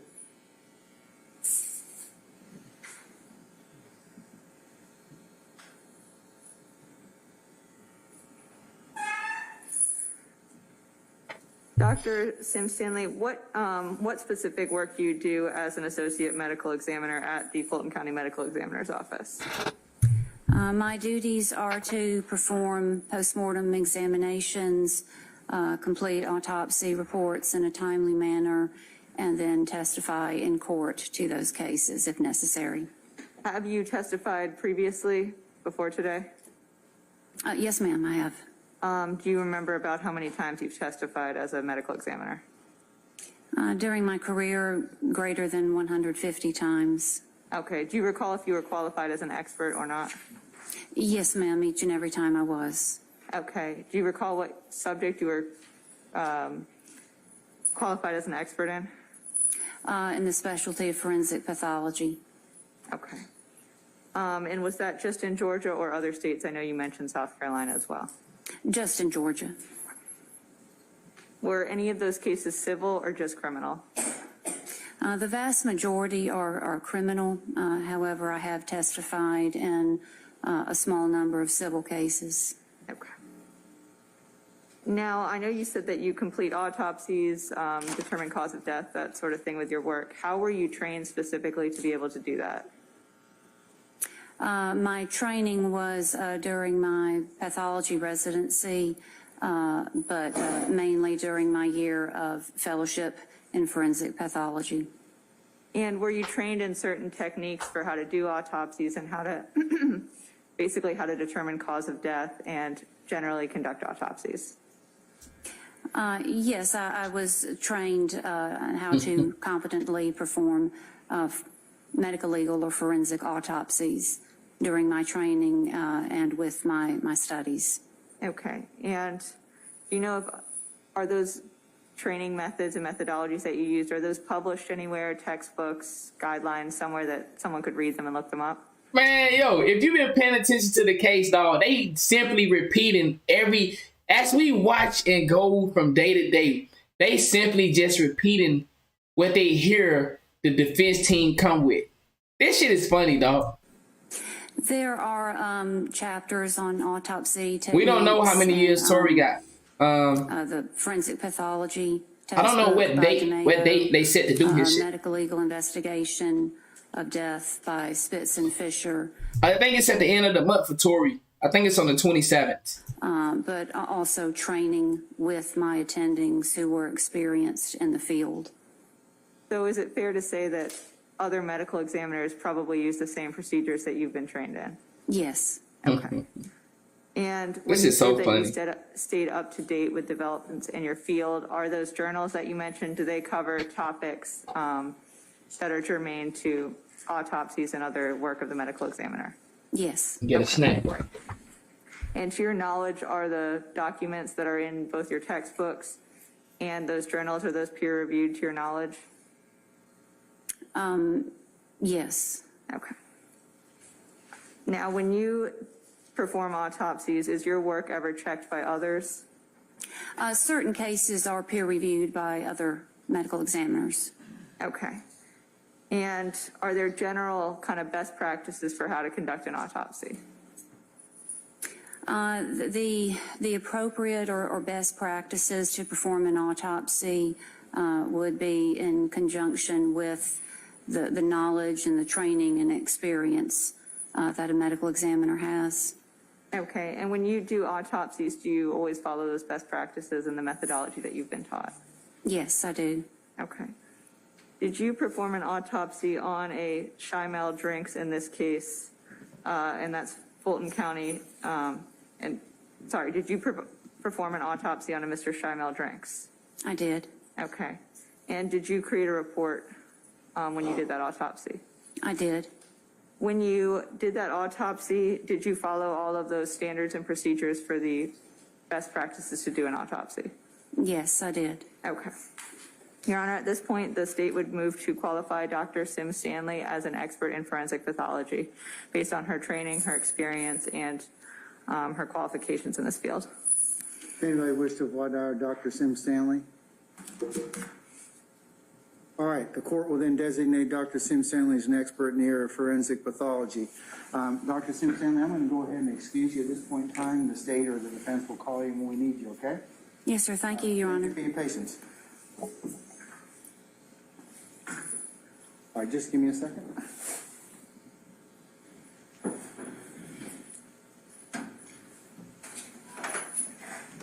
Okay.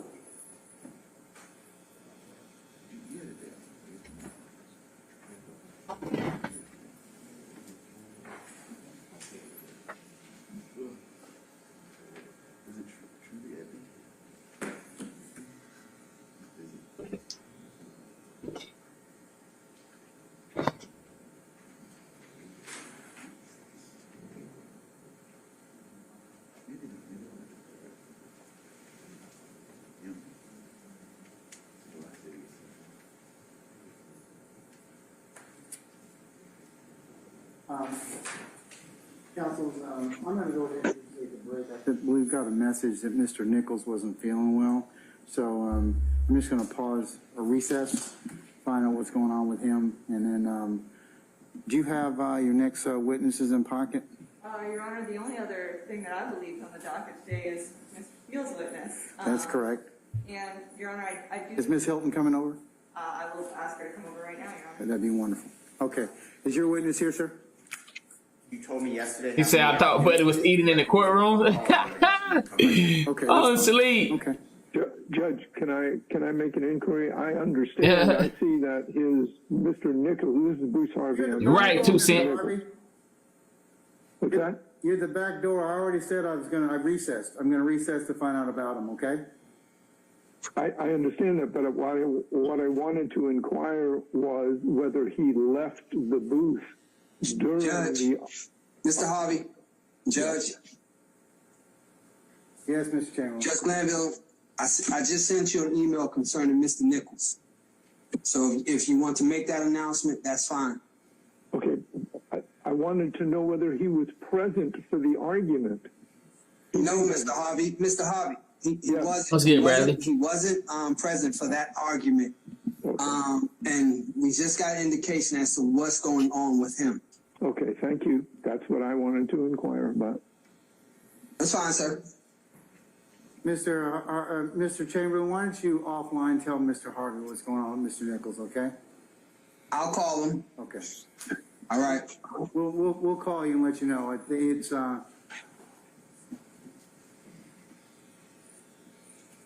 he's going to medical at this point in time, Mr. Harvey. So I'll need to talk with you about what's next steps. Okay?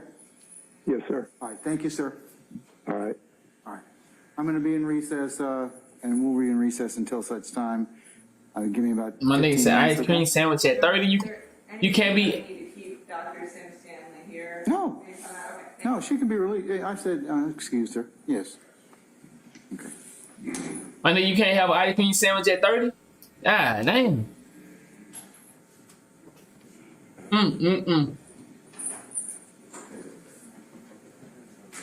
So let me guess, you and your lady don't go eat ice cream. Man, you niggas don't know how to have fun no more, dog. Y'all done got so involved into this scrap shit, nigga. Y'all don't even go eat ice cream with your ladies no more. God damn, Grady. Nigga won't even go take his girl to eat no ice cream, man. Niggas tough all day, every day.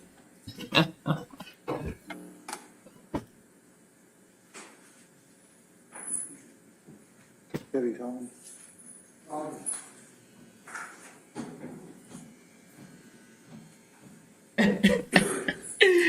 Nigga too tough for ice cream, bro. Yo, if you live in Florida, dog, I know a great ice cream shop, dog. Your lady will love it, dog. For real, for real. Let me know, bro. If you live in Florida, I got you, dog. Your lady will love it. Do something sweet sometime, my nigga. Stop being tough all day.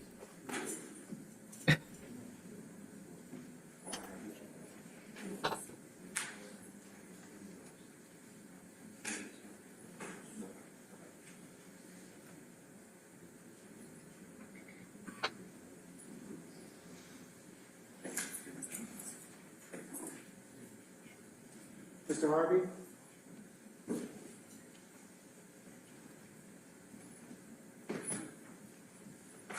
Yes, Judge. I have been informed by medical that Mr. Nichols is still awaiting treatment or to be seen by a doctor. So I'm just going to recess in place and we'll see what that particular announcement looks like. So we'll update you accordingly, okay? You good, big dog. I'm just fucking with you, bro. For the rest of us, I'm just talking shit with you. Hour, I'll probably just go ahead. I'm going to go ahead and recess in place, or recess, I should say. But before I go ahead and do that, Ms. Hilton, do you have anything that you wish to put on the record for purposes of offers that have been extended? Yes. Okay.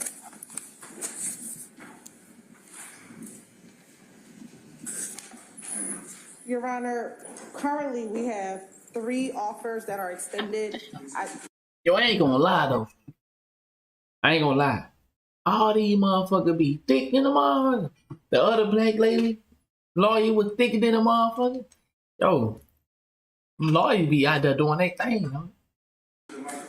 Sure. They be in the We gym. have 3 offers that are extended.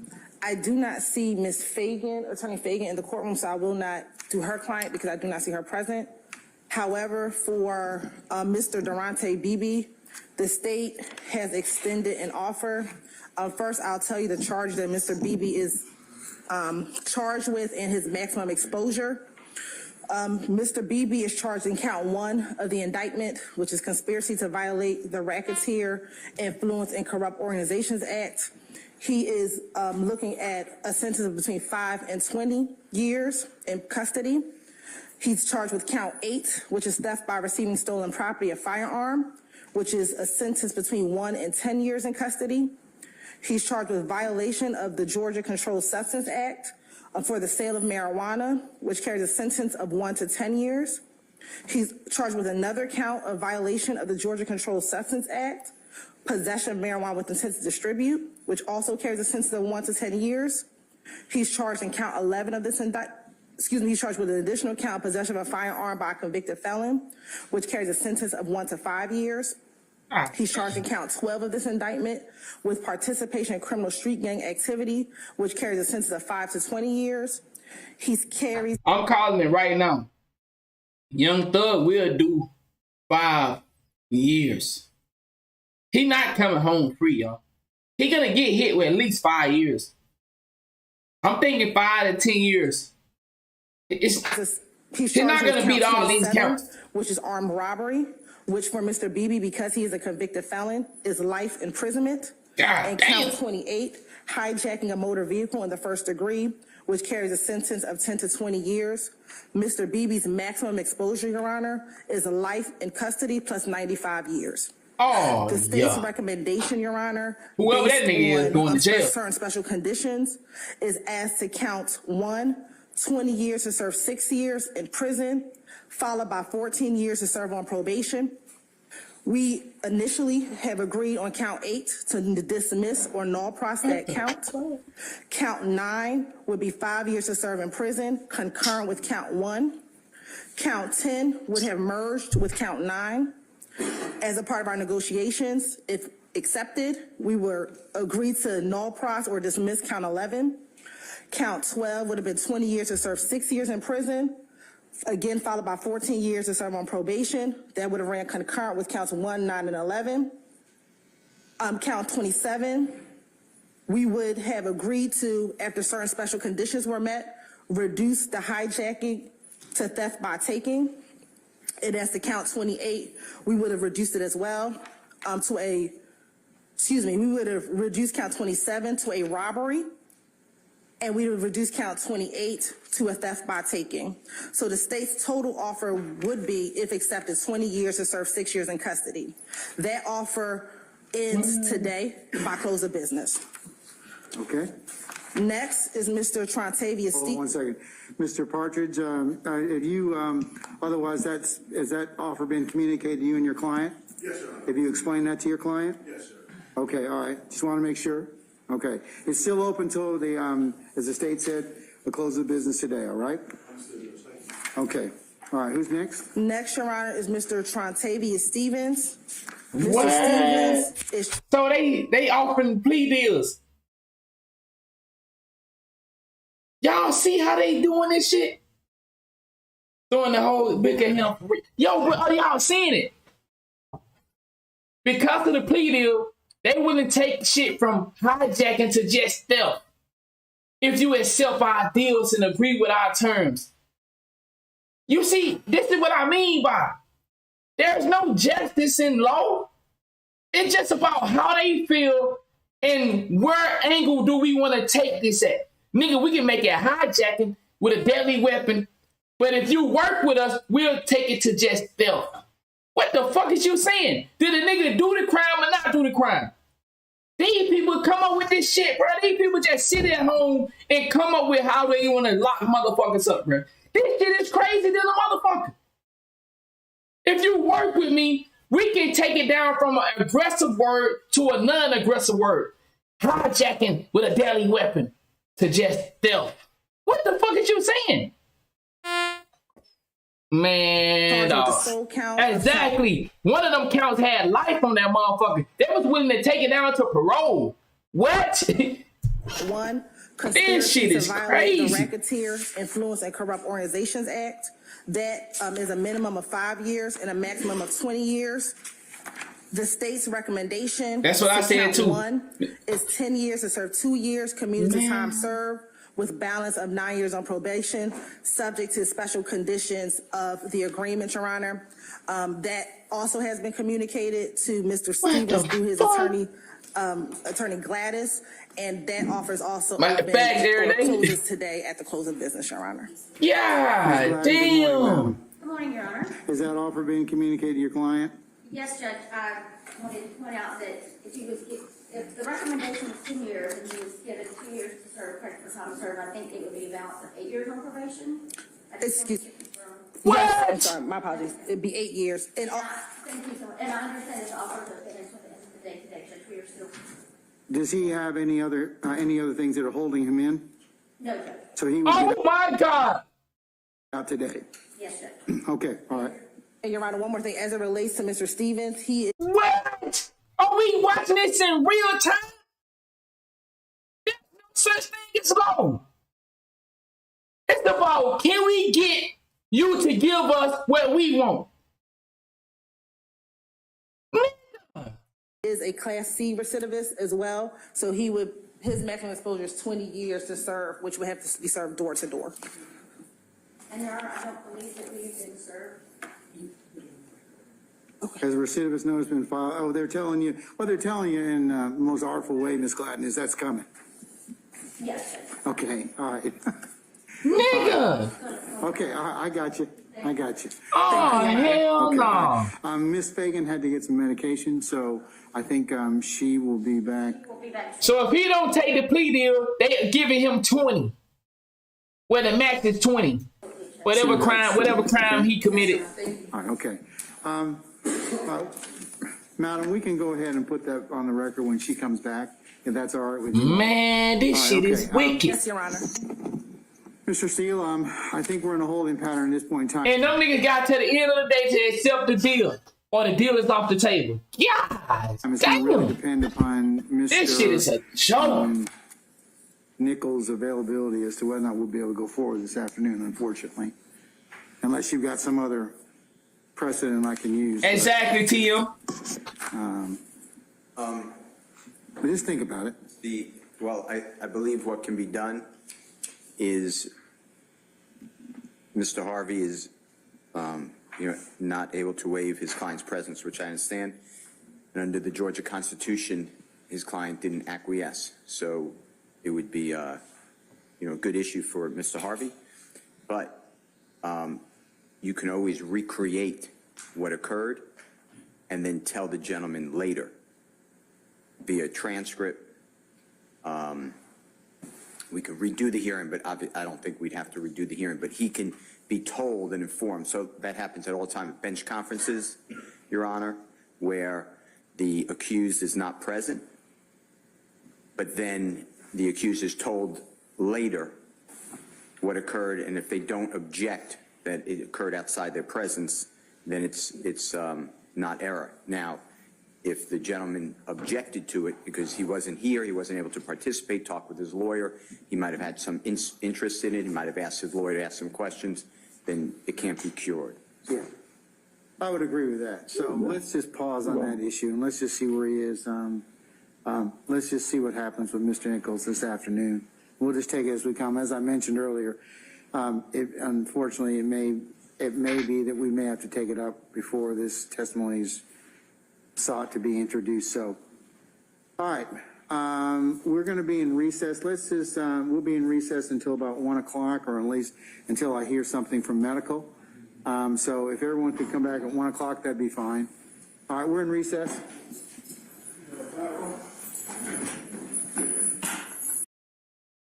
Nigga, this shit is some dirty gang bullshit. So if you have clothing, my suggestion is, counsel, is you bring it in on Tuesday so that Deputy Talton can catalog it for your client and it's there and we don't have any delays, so that if you've got any other clothing or for your client, go ahead and bring it in on Tuesday. Come up to my chambers, Courtroom 8F chambers, and Mr. Chamberlain, we'll make sure the Deputy Talton gets it, okay? So. Your Honor, may I ask a quick question? Yes, Ms. Bernard. Yes, you do have to come in person. Yes, I know. I will. He said he look exhausted. Facts. Possible for Deputy Talton to confirm receipt of clothing or say who does not have clothing? Because I know I did deliver clothing. I just want to make sure. Yes, I have clothing. Also, if you bring clothing, please label it with your client's name on it. Yeah, if you bring clothing, please label it with your client's name on it. Just like we did when we were little. Okay? All right. Yes, Ms. Bernard, thank you very much for that very helpful suggestion. All right.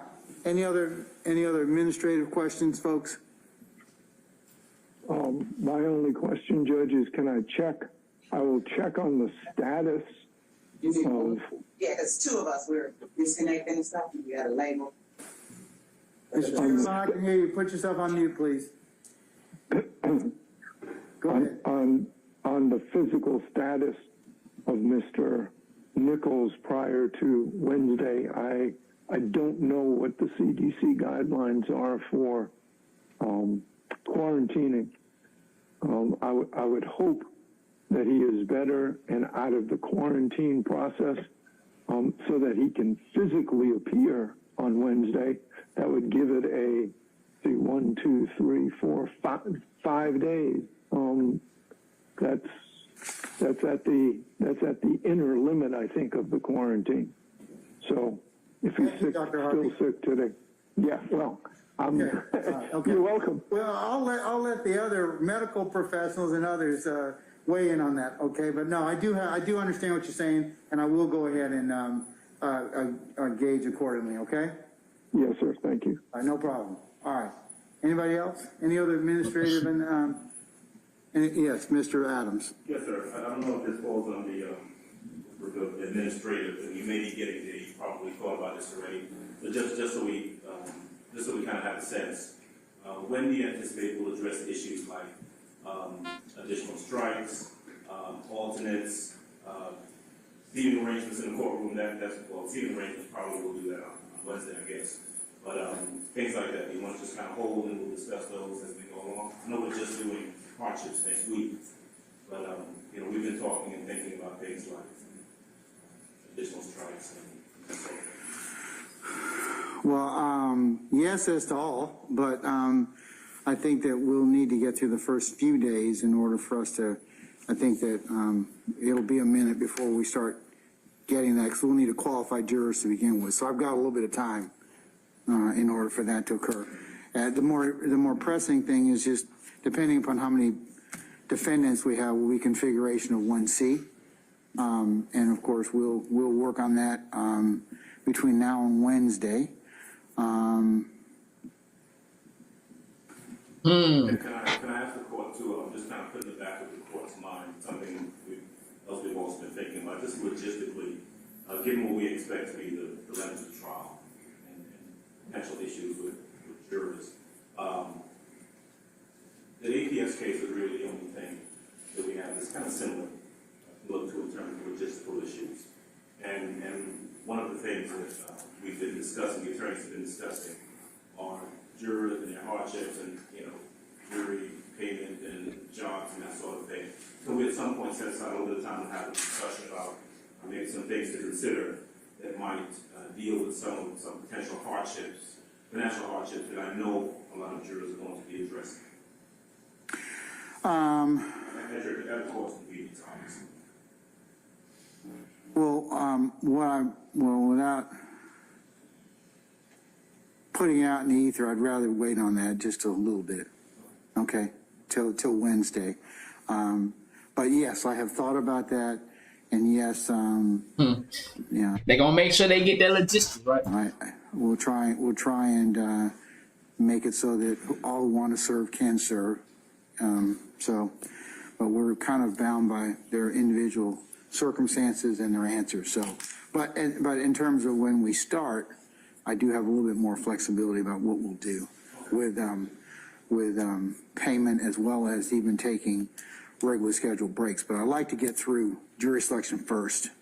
Before APS, Judge Baxter had a schedule. Yeah. I think the schedule is probably pretty good, but it's also going to be dependent upon things like today, and we've experienced over the last 5-6 days, people getting sick, other things. So, we will have to build in some time to take a knee and some other things. So, yes, I have thought about those kind of things. Fair enough. Okay. The last thing that I have, Judge, I just want to put on the record, in regards to our discussions, the defensive discussions with the state, we approached the state in regards to getting complete witness lists with contact information and so forth. It's my understanding from our prosecutor that they intend to get us complete witness lists by tomorrow, the 30th, so that we can, we know that the state has already started subpoenaing witnesses. We'd like to be in a position where we can start making contact as well. We understand that they're going to give us that information by tomorrow. Madam Prosecutor, please correct me if I'm wrong about that. That's what we discussed previously. Your Honor, that is correct. We have provided a preliminary list when we first told the court that we would. As we have gotten updated information, we intend to provide that information as well to all of the defense counsels. Okay. Tomorrow. Okay. And then we also ask, of course, that all, to the extent that the state has them in their possession, any reports, inclusive of cell phone reports or investigative reports that we do not have thus far. If we can please go ahead and get those. Just by way of example, Ms. Steele and I have discussed whether we need a cell phone expert ourselves. We don't know that until we kind of know what their report has, whether we'll need one. So, to the extent that the state can get that to us, I wouldn't say the standard, but that's being a bit of Aggressive. Yeah, as soon as possible. Okay. Okay. So that's All right. just want to put that on record. Okay, all right, Madam. Thank you, Your Honor. We will get that to them as well. Sure. And in turn, we have asked whether or not they have any reports of any of their experts. I know that today we were intending to, at some point, address one of theirs. We don't have a report. We don't have clear understanding of exactly what that expert will be, what they'll be with that expert for. They got it. They dropped him down to 8 counts. That person's resume and 2 articles, that still doesn't answer my question. I think he will have to go to jail, but this count, I think that one that is, like I said, I think count one and count 56 and 57 is what gonna take him down. Now I know people's in the chat saying he should be worried about the gun counts, but I think they can have a fall guy for these counts, but they don't have a fall guy for the leaders, the influencers, participating in the criminal street game. They already admitted that YSL is a game. Everybody already agreed that Young Thug is the leader. So I don't see how he beat count 1 and count 56 and 57. Both of these counts, it's a minimum of 5 years. So I don't see how Young Thug beat these counts here. I don't see it. But damn, Brody, yo, grateful for the love. Love will conquer. Yo, thank you so much for the support. I'm truly grateful. Thank you. So I don't see how Young Thug beat this. That's my honest opinion. It's, but that's how it's looking so far. Yo, I'm grateful for that. Love will conquer. Thank you so much. Truly appreciate it. Addressing bench conferences during the course of the trial, we would like to make certain that the defendants each waive their rights to be present at the bench during the bench conferences to ensure that there are no issues on that subject later down the line. Okay. Well, okay. Let me deal with it 2 ways. Couple issues. First one is I'll just say you all have a continuing obligation to supplement your discovery pursuant to Title 17. So please go ahead and continue to do that.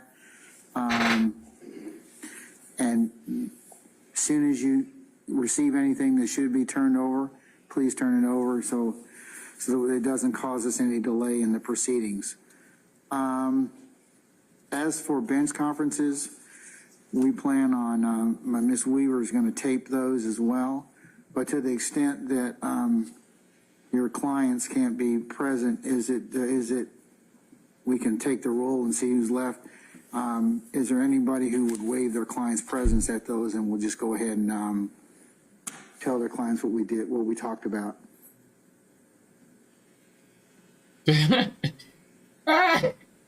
Ain't nobody doing that. That's your job.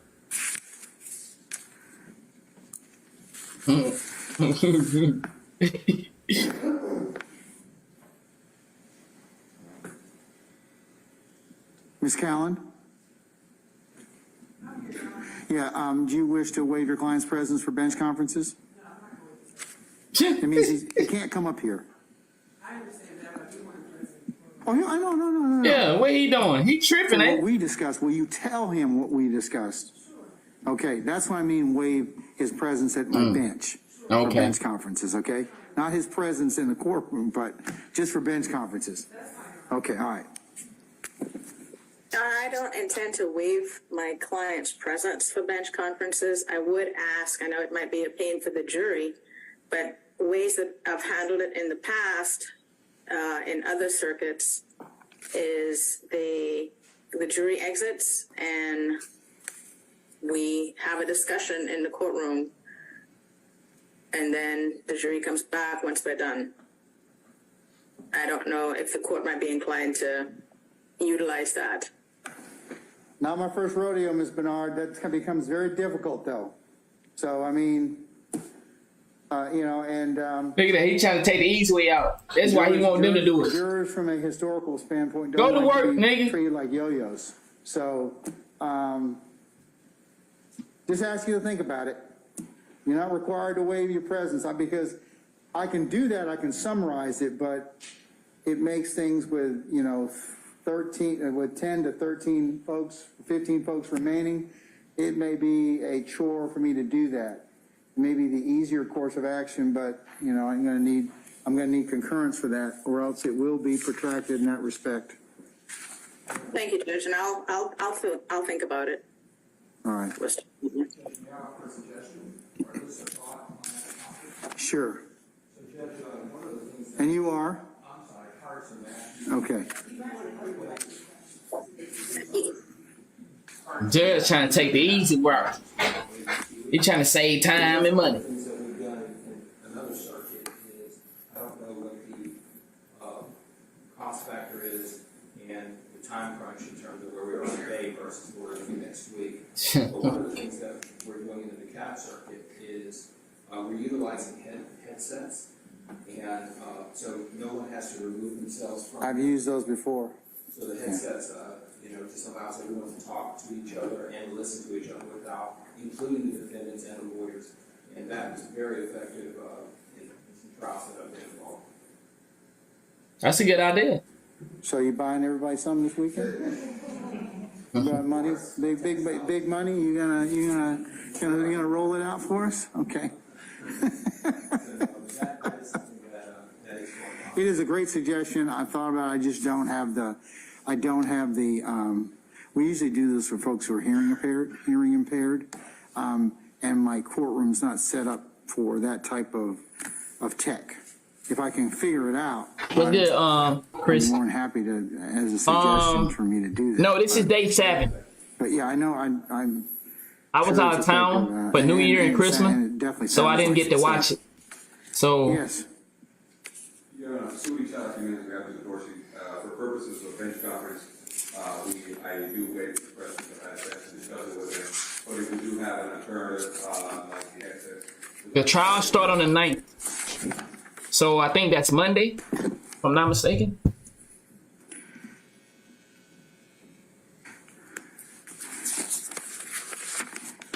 Yes, that's Monday. So the trial start Monday. Mr. Matthews, I didn't quite.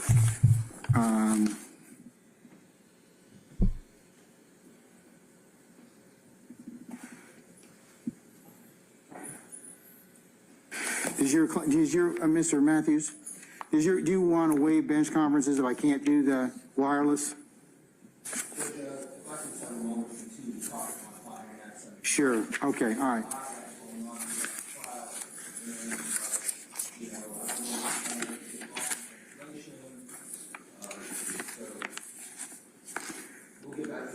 Okay.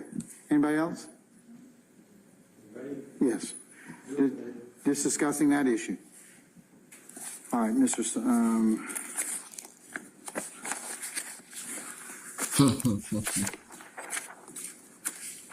They're trying to save him some dollars. Dollars and time. Okay.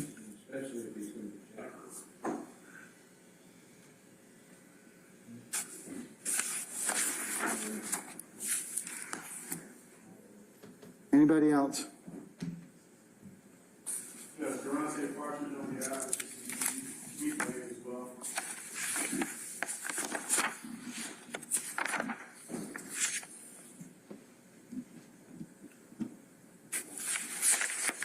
Okay, thank you. Next.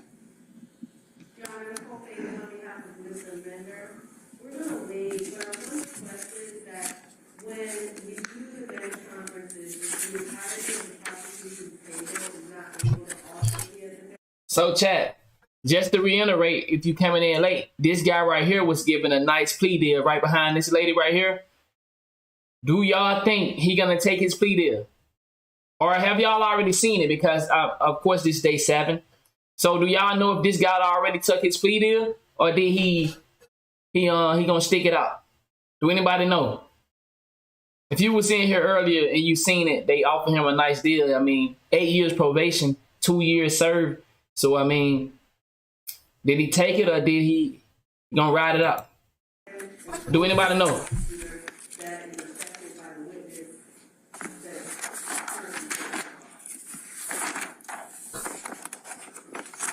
And what's the justification for that, madam? It's my client's request as part of his waiver that instead instead of having the entire team being present, if my client only has one attorney, then his request is that the prosecution is only represented by the attorney questioning that witness.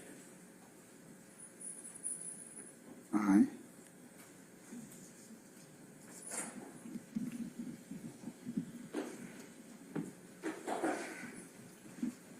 All right, State, what do you say?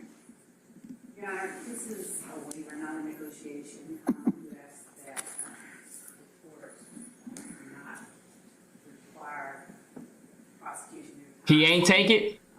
Okay. We are not asking that only one defense attorney is at the bench at a time, so we would certainly ask the court not to limit. Somebody say he took it. Somebody say he ain't take it. Either he waives or if he doesn't. If he doesn't want to waive that. Okay. Well, Ms. Fagan, no waiver for you then. Okay, all right. It was 2 that didn't. Yeah, so he must not. Ms. T. Williams? Right, okay, so. Mr. Ryan, we will not be waiving our presence at this time. Okay.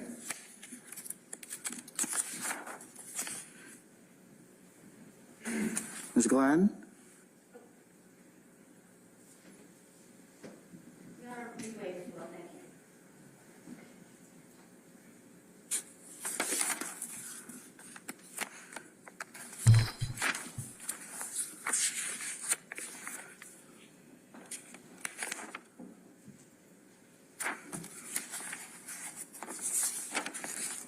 Oh. Damn. Mr. Harvey? They actually gonna be talking about it in this one. So the dude that I was talking about who was offered a plea deal, the dude who was offered a plea deal actually coming up in this hearing. So we're gonna actually see did he take it or not. Because I can't, I would have to talk with Mr. Nichols before I can respond. He is allowed to waive his presence during the trial, but only if he's present and acquiesces when that decision is made. So I'm sorry, I can't respond. I'll do my best to try to tell the court prior to trial. However. That's fine, sir. That's fine. That judge got an attitude with old boy. He ain't been feeling no boy. Ms. Hingerty? Yes, Trent. Thank you. But I didn't get to see it. I was away for New Year and Christmas. So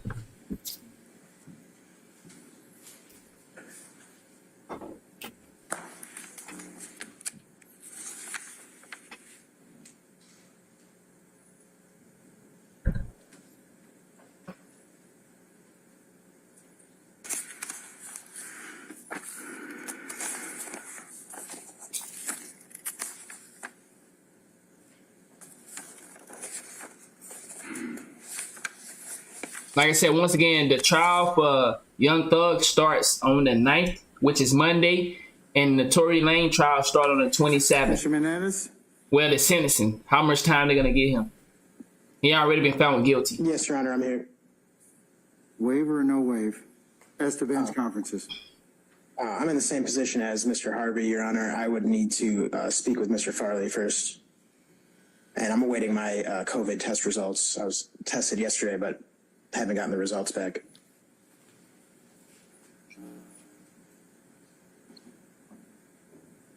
Okay, sir.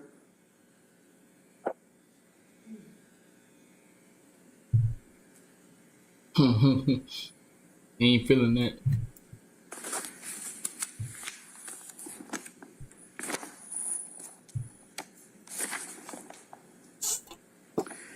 Mr. Johnson? Yo, appreciate the love. Thank you. All right, sir. Thank you.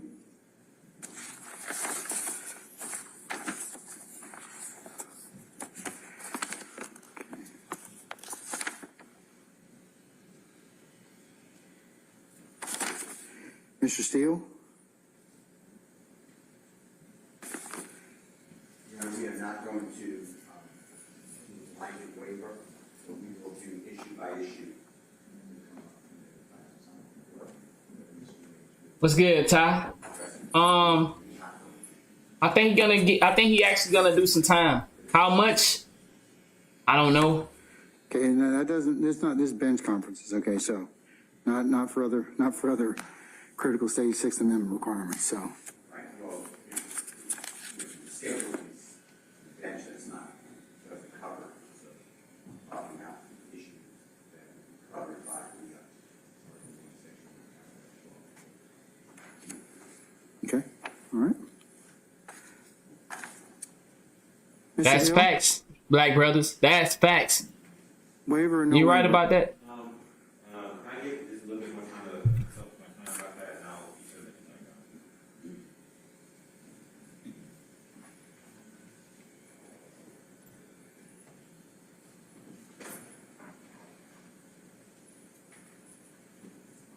that Nah, he not gonna get no life. This nigga a celebrity, bruh. Nah, hell nah, he ain't gonna get no life. Young Thug is well connected, bro. He's not a random. He gotta go sit down for a little All right, bit. thank you, counsels. All celebrities have to sit down for a little Anyone else, bit. any other ministerial? It's a part of the Madam. the storyline. Haven't out there yet. Okay, all right. Anybody else? Any other defense attorneys have any other administrative issues?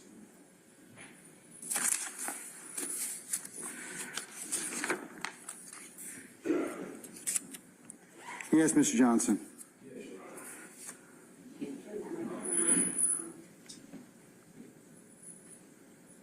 Yes, Your Honor. As you are aware, there have been numerous individuals who have opted out of these proceedings and taken a plea in this matter. I was just wondering, would it be prudent for the state to provide us with the defense with a summary of the pleas and the information that may be discussed if the testimony is offered for our preparation purposes? Know. Because these individuals may be potentially called as witnesses later on in the trial. And I do believe, I speak for Mr. Eppinger, that we'd like to know what the substance of these plea offers are prior to the beginning of this trial. I believe that would be covered under discovery, wouldn't it? Yes, Your Honor. Okay, so I think that would be something the state would probably need to disclose to you. I have not, of all the people that have taken pleas thus far, I have not received. 7 of them so far. I have not received information regarding their offers prior to coming to court and hearing it from other defense counsel, Your Honor. All right. Ms. Love and Ms. Hilton, is that something you all are going to give or otherwise supplement your discovery? Your Honor, certainly at the appropriate time, which would be prior to the start of this trial, we will provide each defense counsel with any pleas and the terms thereof that have been taken in this case. But Buddy trying to get a heads up on what's going on. He trying to get what they offer him. Okay. That lawyer trying to get a heads up. This case has gotten quite a bit of media coverage. I've been able to find out about the plea offers online before I come to court. Wow. Given the media coverage in this case, as the plea offers are extended, I believe it would be prudent to give those to the defense at the time that they are extended, especially given the fact that they're already on TV and all over the internet as well.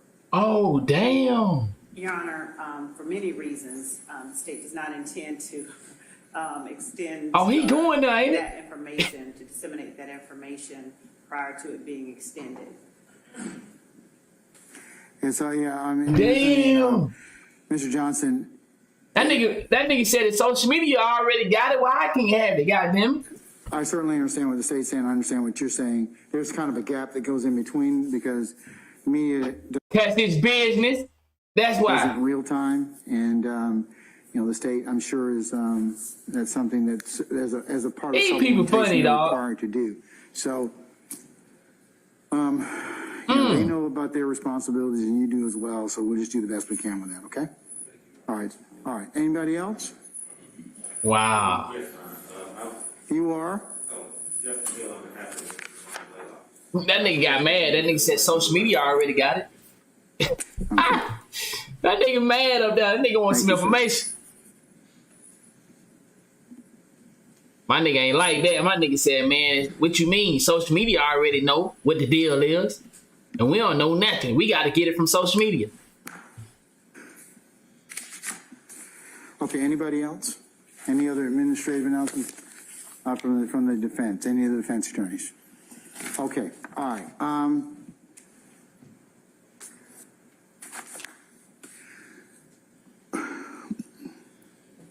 State, I'm going to, it is the court's direction that, given that we are going to trial next Wednesday, to sever the following individuals.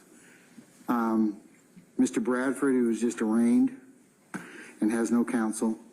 Mr. Fleetwood has no counsel. Mr. Garlington has no counsel. And Mr. McMillan has no counsel. So those 4 individuals I'm going to sever for purposes of trial.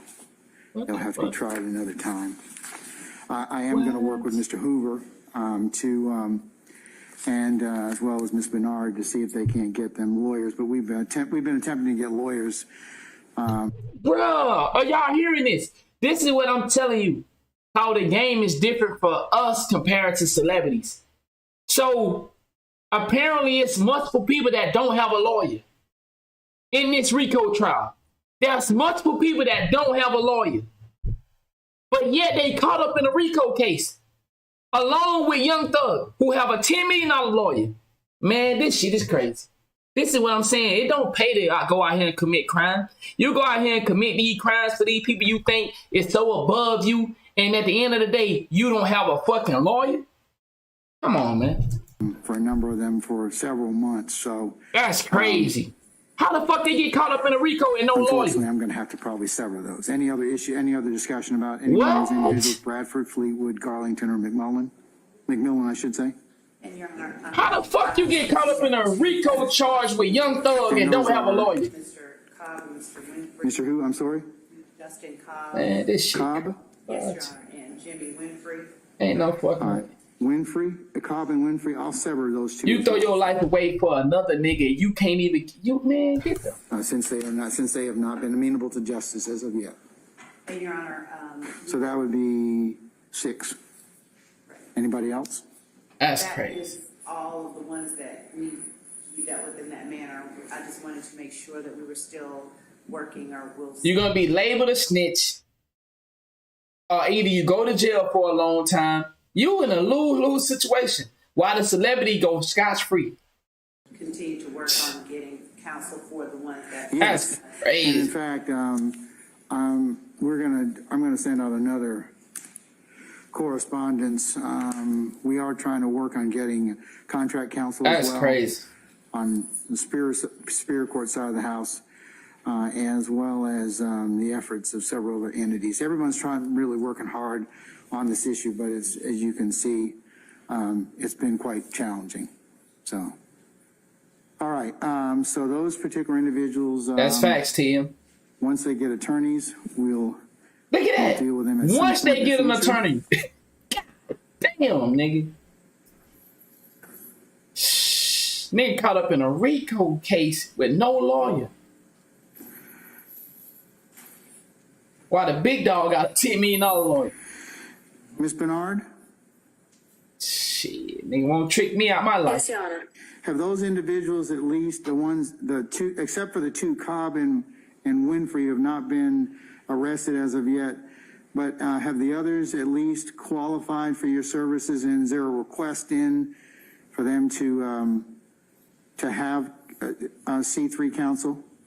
Yes, Judge. It's been quite a while, and Bradford, I just got done yesterday. Once I got what's good, big dog? when we discussed Bradford. Yes, so that has been sent over yesterday. While I was in court, I did that, and then the others have previously been qualified, and we've been. He says that counsel. witness tampering. To no avail as of yet. Is that correct? Yes, Judge. Okay, all right. That's wow, dog. No lawyer on a RICO? Just please keep us posted, and I'm going to get in touch with Mr. Hoover as well, again, and see if he has not gotten any other folks for us on those folks that need C3 counsel. Yes, Your Honor. Okay, all right.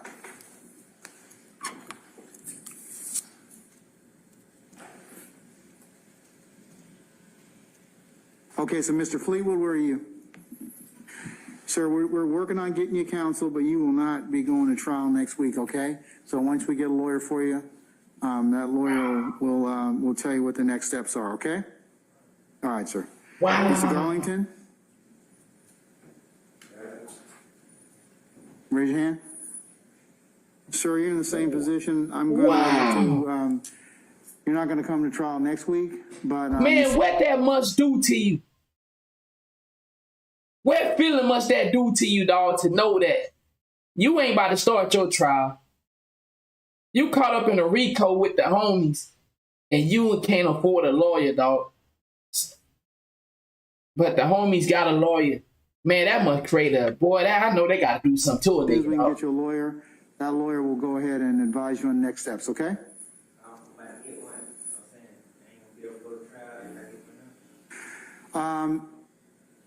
It's unlikely that you'll get one before Wednesday. I'm sorry? I don't know. I mean, we've been trying to get you a lawyer for a little bit. If your people get you a lawyer, then please let the state know and let the court know, and we can work out something, okay? But right now, you're not going to trial next week, okay? Damn, dog. All right, sir. In just a minute. Mr. McMillan? Man, shit. Sir, same thing with you. Since you don't have counsel as of yet, I'm not going to require you to go to trial next week. Once we get you a lawyer, that lawyer will advise you on the next steps, okay? All right, thank you, sir. Yes, Ms. Gladden. That's facts, Davis. We are still speaking with the state. Ask Charles Tifa. Once again, we do this stuff for educational purpose, not for entertainment. For my young peoples in here that's still playing this gangster lifestyle, as you see, once you get locked up, it's every man for himself. And now we see why these niggas taking plea deals. It all makes sense now. It makes sense why these niggas are taking plea deals. It makes perfect fucking sense now why these niggas are taking plea deals. The fuck I'm not gonna take a plea deal for when a nigga can't even get my homies a lawyer, he can't get me a lawyer. I gotta be caught up in this situation with this nigga, and I supposed to ride it out for this nigga. It makes sense now why dudes are taking plea deals. God damn. This is something I brought up. Man, boy, I tell you the truth. And I do have something filed in writing. Wow. I would be requesting a continuance on behalf of my client if we could not work out something today. As the court knows, the discovery is voluminous in nature, very extensive. Since this is a RICO case, again, all of the evidence against all the clients would go against my client. And I would be prepared to argue that with the court if we're not able to. Wow, my boy says the class thing above all. I like that statement. I just wanted to mention that. All right. Okay.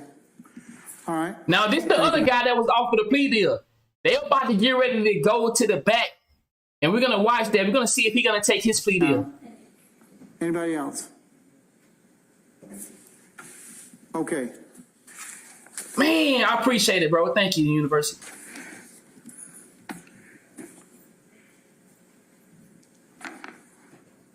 Man. All right. I appreciate it. What's good, OJ Boogie?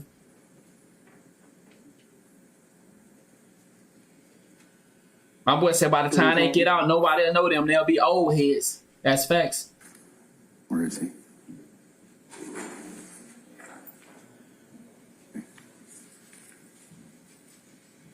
Wow.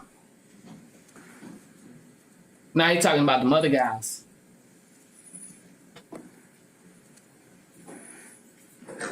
Oh, it's okay. That's right.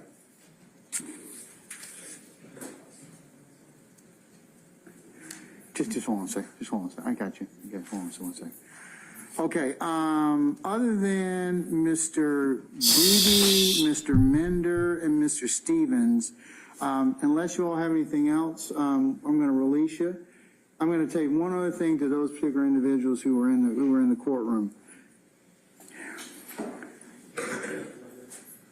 I know that the state may have offered plea negotiations, but plea negotiations go both ways. So if you're represented by counsel, there's nothing wrong with your attorney approaching the state to seek a plea agreement. 95% of all criminal cases are resolved that way. And that is something that you can certainly think about. You're not required to do so. But I don't want you to think that if you were not offered a plea negotiation that by the state, that is not something open to you. So if you fall in that particular category, please talk with your lawyer and Are y'all hearing what the judge saying? The judge trying to throw them an alley-oop. Are y'all hearing what the judge saying? I ain't did some shit, dog. Hey, I understand it wasn't offered, but, you know, maybe we can, you know, see what we can do. The judge is slick, ain't it? and see what you can, see what he or she best advises. The judge is slick, bro. All right. Unless there's anything else? Oh, one more thing. That's facts, though, University. I need another copy of the indictment that reflects our most recent discussion. So if you could get with the defense and print me a copy this afternoon. Okay, Davis. I'm going to record the indictment and the script for Wednesday. I'm going to do that Tuesday afternoon with FGTV. So, lawyers, on Tuesday I will record the indictment and I will record the script. So Wednesday, when the people come in, our jurors come in for us to consider hardships and fill out their questionnaires. That's what the big lift will be Wednesday, Thursday, and Friday. And then depending upon who's left, we will start examination in panels on the 9th. So that's the goal at this point in time. So anybody else have anything else for the time being?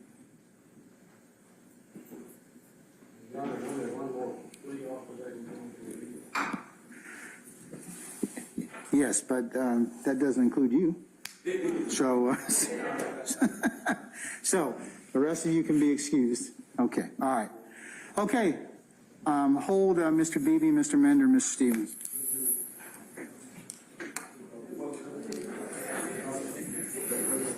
All right, so now here go the deal that was offered. The plea deal that they was talking about earlier. All right. So they released everybody and they kept, because y'all know he was offered a deal earlier today in this hearing right here. Let's see what happened.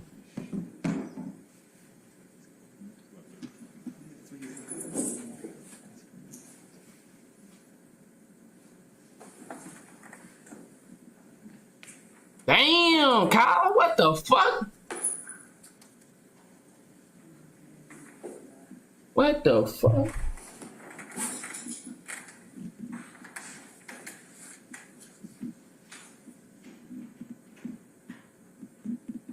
Wow, that's crazy.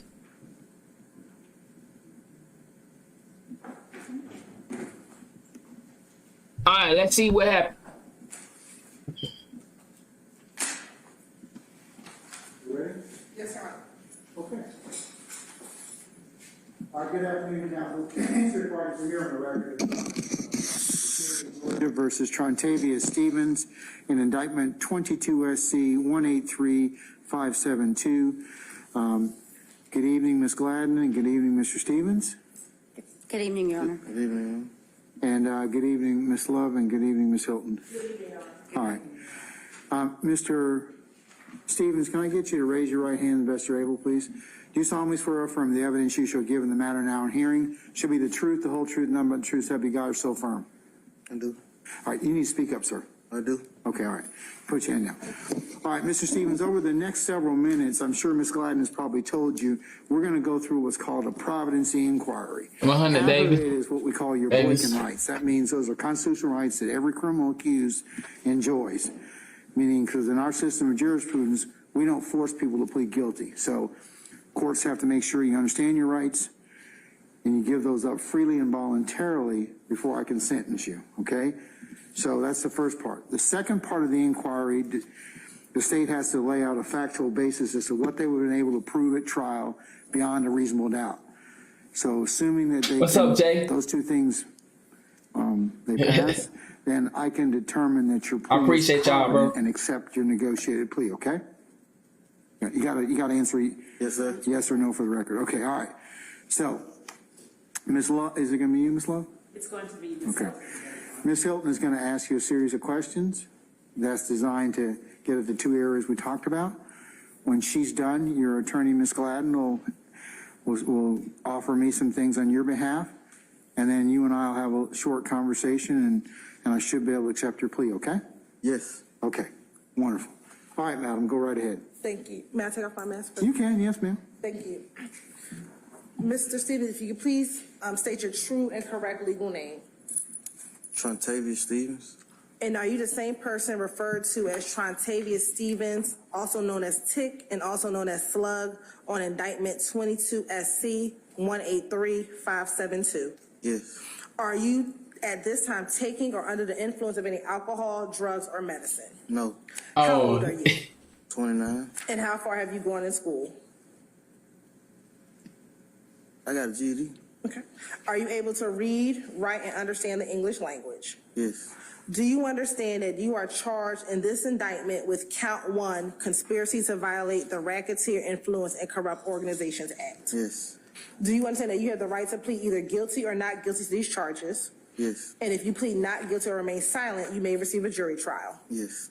Have you had enough time to speak with your lawyer, your attorney Gladden, about all the facts and circumstances known to you regarding the charge in this indictment? Yes. Have you also been able to speak with her about any potential defenses? Yes. Do you need any more time to discuss this matter with your attorney? No. Are you satisfied with her counsel and representation? Yes. Do you waive formal reading of the indictment? Excuse me? So waived. Yes. I asked if you and your attorney waive formal reading of the indictment. That means they don't want to read the charge. If not, I gotta read the indictment. Oh. So waived. Okay? All right. Do you waive any and all defects, if any, with Wow. respect to the indictment? Yes. Mr. Stevens, have you been arrested on these charges? You've been arrested on these charges. Yes. Okay. And Your Honor, the state is unaware of any outstanding warrants related to these charges. Ms. Gladden, Wow, do you know, dog. are you aware of any outstanding warrants as it relates to these charges? I'm not. Okay. Has your attorney advised you of the minimum and maximum sentence for the charge in which you are Wow. pleading to? Yes. Do you understand that as to count 1, conspiracy to violate the Racketeer Influence and Corrupt Organizations Act, that it carries a minimum of 5 years and a maximum of 20 years in custody? Yes. Do you understand this is a negotiated plea of guilty, which means that the state will recommend to the court a sentence that I will read, but the court does not have to accept this recommendation, and that the court can sentence you to the maximum on each charge? Yes. Do you understand that? Yes. Do you understand that this plea, the state's offer on this plea is, as to count 1, 10 years to serve 2 years, commuted to time served with a balance of 8 years on probation? Do you understand that? Yes. Do you understand there are certain special conditions as it relates? Hey, what did we say? When that lady started mentioning them plea deals, and she stood up, I said, he gonna take it. 8 years probation, 2 time served, you don't go to jail. She stood up. I said, he gonna take it. And this is, I'm saying, like, if you keep playing out here, acting like you don't know what it is, bro, keep putting yourself in these type of positions, and you going right down the same path. Exactly. I like what you just said. I don't think he understands this why people should stay in school. Because, and to be real, and I got my GED. But a lot of this stuff, I can understand, you know, of course, I've been in the court system. But a lot of this stuff, bro, it go over your head. And you have to get someone to help you determine the terminology of what these people be saying. And you're right. Motherfucker don't understand until that motherfucker. But motherfucker understand in jail or out of jail. Take a plea deal, I'm out of jail. You know, motherfucker understand that shit. But when they start talking about all this other shit, motherfucker be lost. 1, you shall abide in full by each and Nah, but you understand terminology though. Yeah, you don't learn about the court system in school, but you learn words. All of the terms of this negotiated agreement, and your failure to abide by any of the terms of the agreement shall constitute a violation of this agreement. Do you understand that? Yes. Do you understand that you shall testify truthfully about all matters relating to this case upon which you are questioned at any trial or judicial proceeding stemming from the facts alleged in this indictment? Yes. Do you understand that in accordance with testifying truthfully about all matters related to this case, you acknowledge that each and all the statements contained within the defendant's factual acknowledgments portion of this agreement are true, and that you will testify truthfully about those statements and any matters related to this case when asked to do so? Yes. Do you understand as a special condition, you God shall possess damn. no guns unless your right to do so is restored? It's the rap. Yeah, Young Thug going to jail. Submit to random drug screens by the Department of Community. If Young Thug beat this boy, I tell you, goddamn. Boy, this gotta. If Young Thug beat this situation right here, shit. Any supervision, God any damn. agency designated by this court. Yes. That you shall commit no criminal acts. Yes. And that you will relinquish any Fifth Amendment right related to any statement contained within the defendant's factual acknowledgments. Facts, Davis. You have no more rights in this say so. Attempt at trial to assert a Fifth Amendment privilege when questioned on these matters. This is tick. Do you understand that some of the factual acknowledgments that you acknowledge is one, that Young Slime Life, aka YSL, is an organization made up of 3 or more members or associates who share common identifiers that include but are not limited to colors, hand signals, and terminology, who have committed crimes intended to increase the notoriety, street credibility, and reputation of YSL. Is that one of your acknowledgments? Yes. Do you also acknowledge that you were one of the founding members? Yo, my boy King said, so they let killers go so they can give him life in prison. Think about that. Niggas out here that actually committing hard crimes get to go free so they can get another man. Boy, this shit ain't no joke. Slime Life. Yes. This shit ain't no joke, man. Do you also acknowledge that you committed an aggravated assault as alleged in count 1 of this indictment by brandishing a gun at an undercover police officer that was surveilling a vehicle that was hijacked from a woman? Yes. Do you acknowledge that in October of 2014, you were arrested with a red bandana and you were observed with a YSL tattoo and a Cleveland Avenue Rock Crew tattoo amongst other tattoos? Yes. Do you also acknowledge in that same incident when you were asked by law enforcement about your Rock Crew and your YSL tattoos, that you truthfully advised law enforcement that you were a member of a gang called Rock Crew, but that group is no longer going by that name and now goes by YSL, which originally stood for Young Slime Life? Yes. Did you also in that same conversation advise law enforcement that YSL originally stood for Young Slime Life, but the group began calling itself Young Successful Lifestyle after Jeffery Williams, aka Young Thug, signed a record deal? Yes.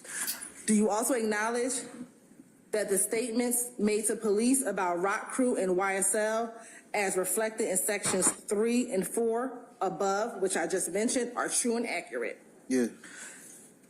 You acknowledge that you've been accused of and arrested for robbing women? Yes. You acknowledge that you are the same person referred to as Tick in the song by Young Thug entitled You, in the verse, She Getting Robbed by Tick? Yes. You also acknowledge that on I just told y'all, this is the guy named Tick. He just now taking his plea deal. This is day 7 of the trial. The trial start Monday. This is day 7. I was on vacation for Christmas and New Year, so I wasn't able to watch day 7 of the hearing. So we are watching it now. But the trial starts Monday on the 9th. But I'm shocked right now. I'm shocked right now because this is crazy, dog. And y'all wonder why some of these people are taking plea deals? All these people are snitching on each other.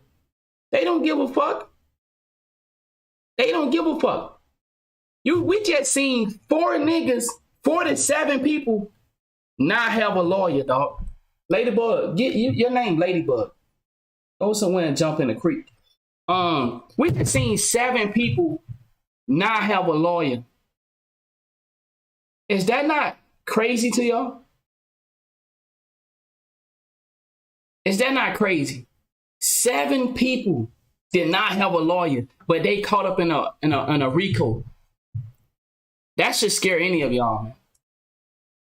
That should scare any of y'all, though. 2021, you participated in a group chat with fellow YSL founder Jeffery Williams, aka Young Thug, and YSL associates Wooney Lee, that's some scary shit. Slime Life Shorty, wherein Jeffery Williams stated, "YSL rule the world, kid. Y'all just start bringing me the money. Wow, the streets is a mill." With me. Do you acknowledge that? Yeah. Do you acknowledge that on May 13, 2021, you participated in another group chat with fellow YSL wow, my boy, Jeffery Williams? Bro said catching a RICO with 2 millionaires and you have no lawyer. These niggas caught a RICO with 2 millionaires and have no lawyer? And y'all still thinking that this street shit is the way to go? Man, what the Williams, fuck? aka Young Thug, and YSL associates Martinez 2 Arnold, millionaires Miles Farley, and no lawyer. Martavius Greer, Antonio Sumlin, Wow. Wooney Lee, wherein Jeffrey Williams asked, "Y'all ain't beat him up or shot him Puns. yet?" Then I like states, what- "Y'all getting soft." Yes. Do you acknowledge that the gas station at 151 Cleveland Avenue is a location where YSL associates sell drugs? Yes. Also, Bro, say you don't need no lawyer if you telling. Cleveland Avenue is a location where YSL associates sell drugs. Man, that's crazy. And also, do you acknowledge that you cannot truthfully assert that anyone charged in this indictment is not guilty of the crimes as alleged in this indictment, and you will not make any attempt at trial, prior to trial, or after trial to exonerate or exculpate anyone charged in this indictment of the crimes alleged in this indictment, nor will you claim that anyone on this indictment is not guilty of the crimes as charged in this indictment? Yes.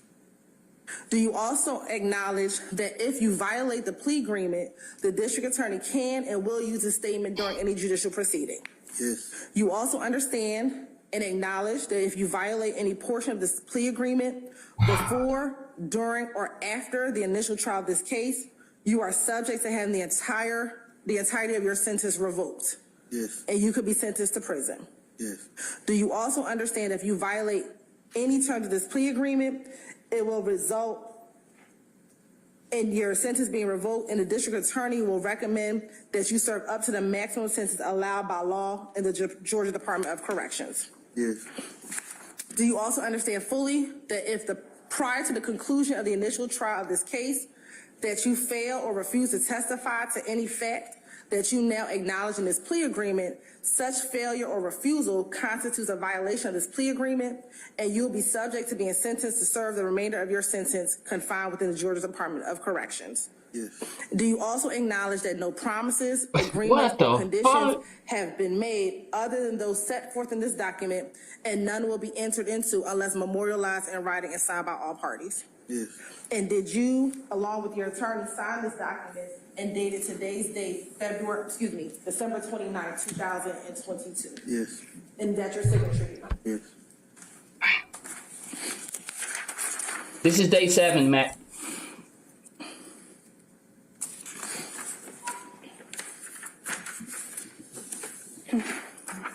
Do you understand that this plea may be used in enhanced sentencing on other convictions in this jurisdiction as well as in other jurisdictions, including the federal courts? Yes. Do you understand if you are currently on probation or parole, your probation or parole may be revoked based on your entering a guilty plea today? What on it? That by law they have to say that you're probation. Why that ain't in the paper though? That's abortion rights. That's just. I ain't read it. Can you repeat that? Sure. I'm letting you know your rights. That's not something that's going to. I can't tell you that's something that's not going to happen. That's not something that we're asking the court to do. But that's something that's a right that I have to read to you. All right. All right. He getting a yo, Lord Jesus, what the fuck? This nigga is getting a plea deal to go home. He's still up there with some aggression. Why they ain't in the paper though? And the woman, it's not nothing that gonna be in the paper, nigga. Man, Lord, man, y'all, bro, we gotta stay out the motherfucking streets, bro. Nigga don't even know what's going on. Man, this is dumb motherfucking bullshit, dog. This is, I want to say it's embarrassing, but man, nigga up there, nigga getting a whole plea deal. And if you are currently on probation or parole, your probation or parole may be revoked based on your entering a guilty plea today. What on it? Well, all they have to say that you're probation. Why that ain't in the paper though? That's avoiding rights. That's just. I ain't read it. Can you repeat that? Sure. I'm letting you know your rights. Man, that's not something that's going to, I can't tell you that's something that's not going to happen. That's not something that we're asking for the court to do. But that's something that's a right that I have to read to you. All right. What the fuck, dog? Yes. Sorry. So I'm reading your rights now. I'm going back to reading your rights that you're giving up by entering into a plea. Do you understand that if you are currently on probation or parole, your probation or parole may be revoked based on your entering a guilty plea today? Yes. Do you understand that if you are placed on probation of any kind, you cannot violate any criminal laws of any governmental unit or any special conditions of probation without being subject to revocation for the balance of the sentence? Yes. Do you understand that you are not allowed to possess or use a firearm while on probation? Yes. Do you understand that if you are not a United States citizen, a guilty plea conviction will affect your immigration status and will result in deportation? Yes. Do you understand that there may be other adverse or unfavorable consequences as a result of this guilty plea conviction, just as there would be from a conviction following a trial? Yes. For example, your guilty plea.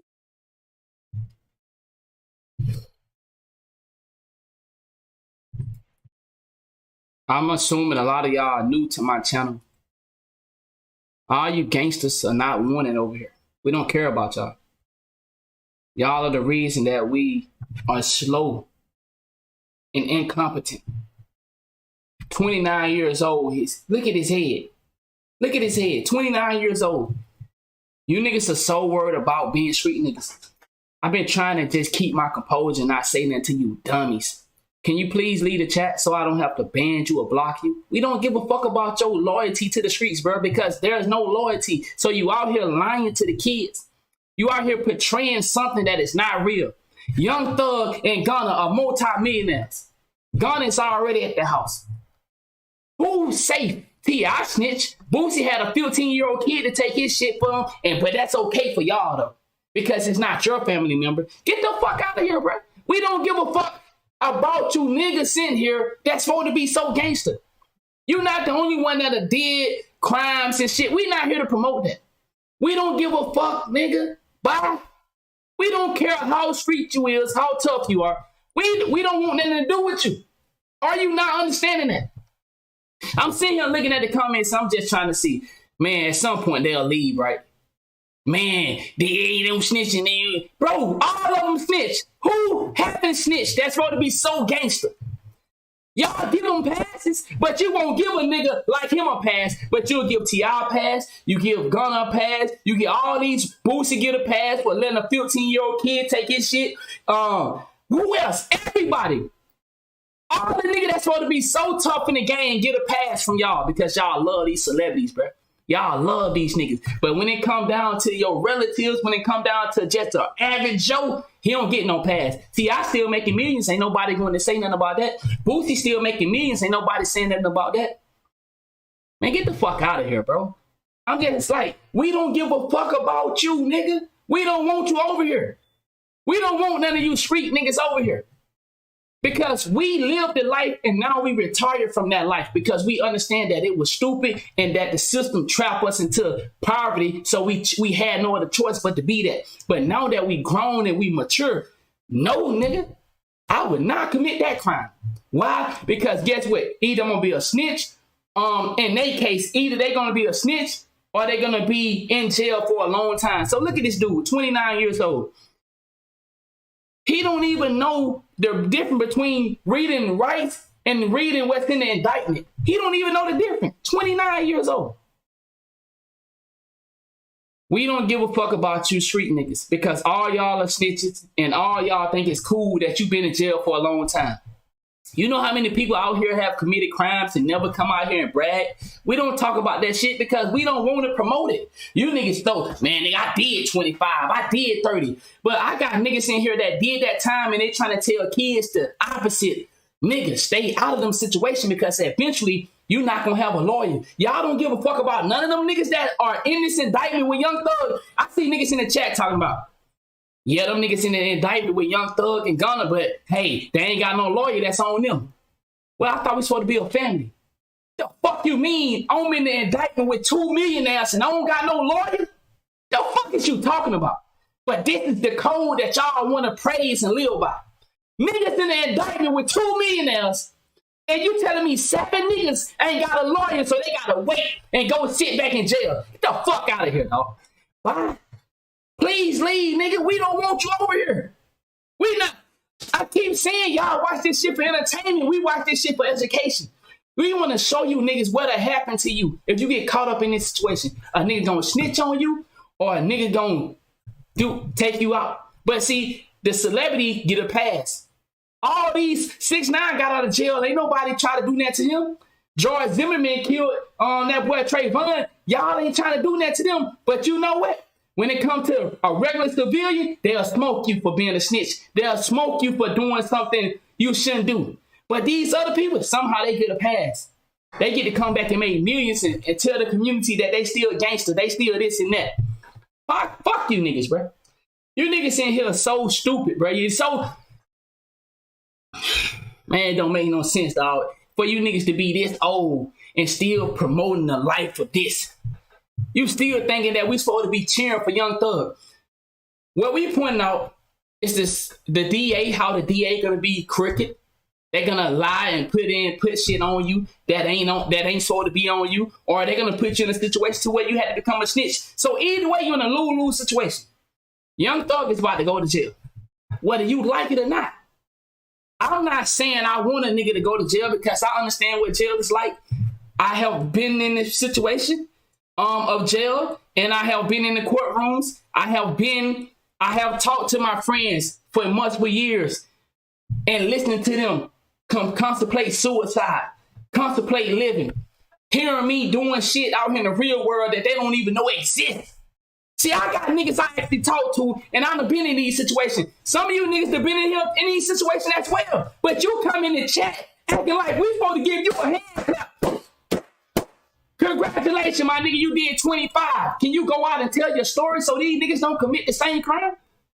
But that ain't what you want to do because you don't get no credit for that. Because in the black community, we don't give props for that. Fuck you, nigga. You go play the case. Get your dumb ass out of here. Once again, we got idiots in this bitch. We not over here for entertainment. I try to ignore you niggas, but all y'all just coming in here. So to be on your thug shit. Why are you in here? This is for educational purpose, nigga. We don't care about how hood you are.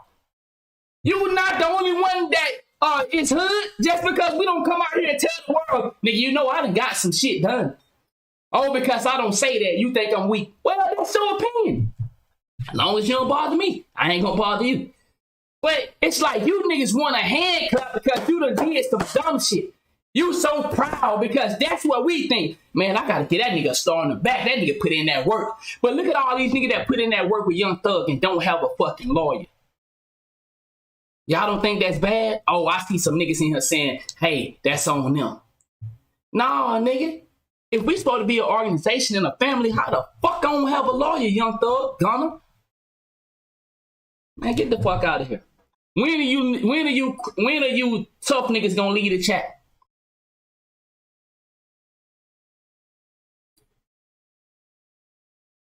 Dumbass niggas, bro. All right, let me ban a couple of these idiots right quick. Cause see, these niggas so stupid. They don't know how to walk away. They want to be so proud to be a gangster. They don't know how to remove themselves from a situation. Dumbass niggas, bro. Niggas so happy to be, yo, man, I held it down. I committed that crime. Yeah, I held it down, dog. You know, I'm solid in the game, bruh. I'm solid, dog. You know, I put in that work. All right.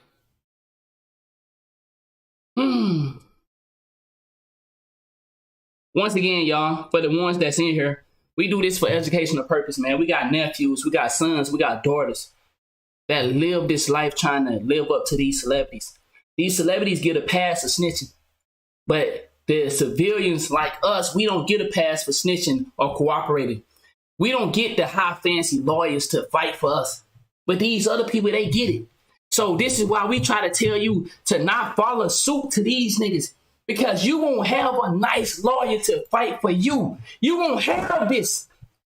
So why these niggas so fucking stupid, you have to do your time because you ain't have a lawyer in a nice suit like this that knew your name.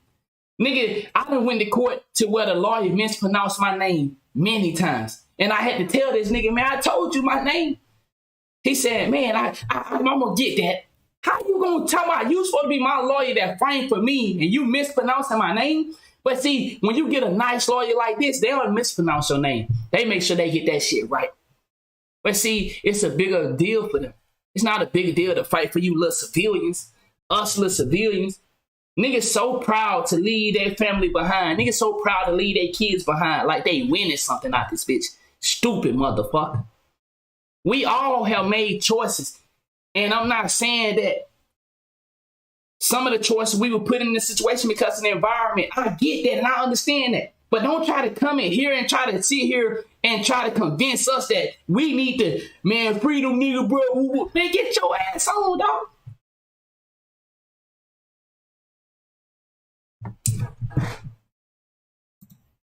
May affect your right to vote, your right to hold public office, your right to serve on a jury, your right to obtain a passport, your right to receive, possess, or transport a firearm, or the ability to obtain employment. Do you understand that? Yes. Do you understand that by pleading guilty to a felony, if you use, receive, possess, or transport a firearm... Shout out to all the niggas that say they used to be street niggas, but now they swear ass niggas. Because we get it, bro. We was following our family members, trying to hang with our cousin, trying to hang with the gang. And we did shit, and guess what? At the end of the day, it been your own niggas that pointed you out. But I guess some of y'all ain't experienced that, so you know you think it's a... or use a firearm in a crime, you will be guilty of a felony, which may carry a sentence of 1 to 15 years. Yes. Man, I appreciate that, big dog. Street stuff ain't worth it. Hit the like button. I appreciate it, big dog. Entering a plea of guilty. Yes. Do you understand if you went to trial, that you had the right to a trial by jury, the right to see, hear, and confront witnesses called to testify against you, and the right to testify or to remain silent and not incriminate yourself? Yes. Do you understand that by pleading guilty, you are giving up the following rights? And after each right, I'm going to ask you to say yes or no if you understand, okay?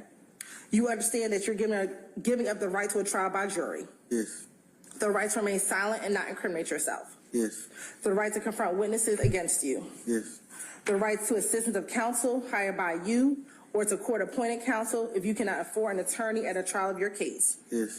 The right to the presumption of innocence. Yes. The right to testify on your own behalf and to present other evidence. Praise God. The right to subpoena witnesses and compel the production of evidence. Yes. The right to have the charges against you proved beyond a reasonable doubt. Yes. The right to appeal if convicted of these charges after a trial. Yes. Has anyone forced, threatened, or promised you anything to get you to enter a guilty plea? No.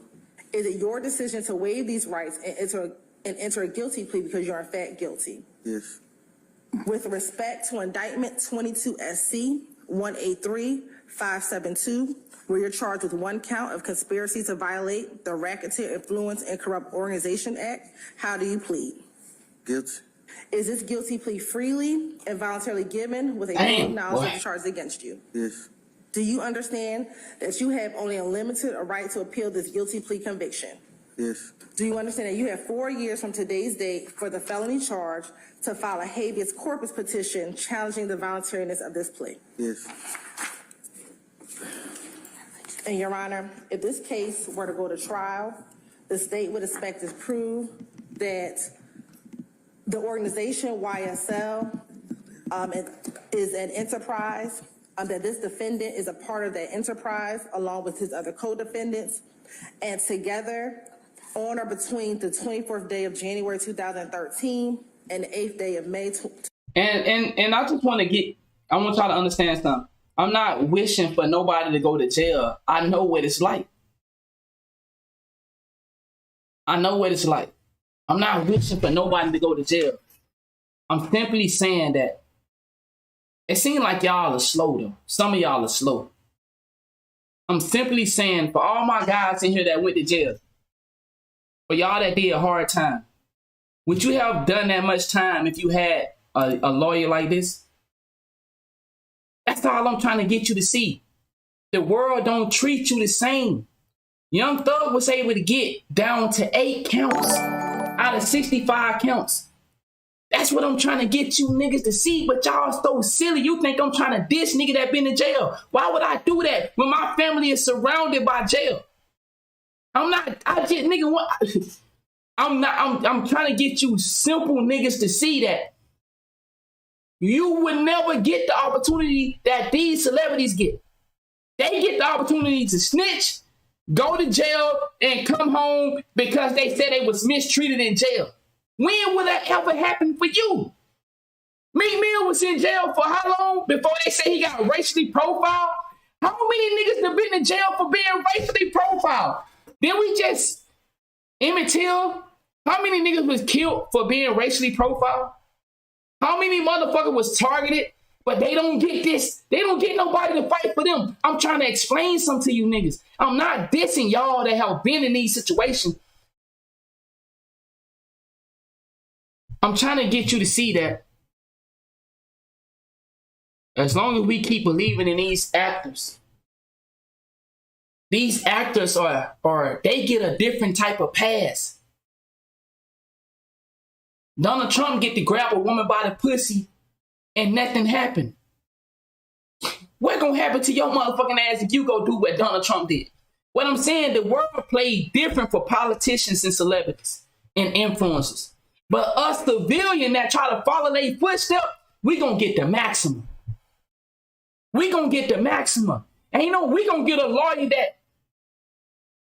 just got this fucking job and they trying to prove something that hey, here you go. And the lawyer get you in there and he or she don't know what they really doing. They just learning.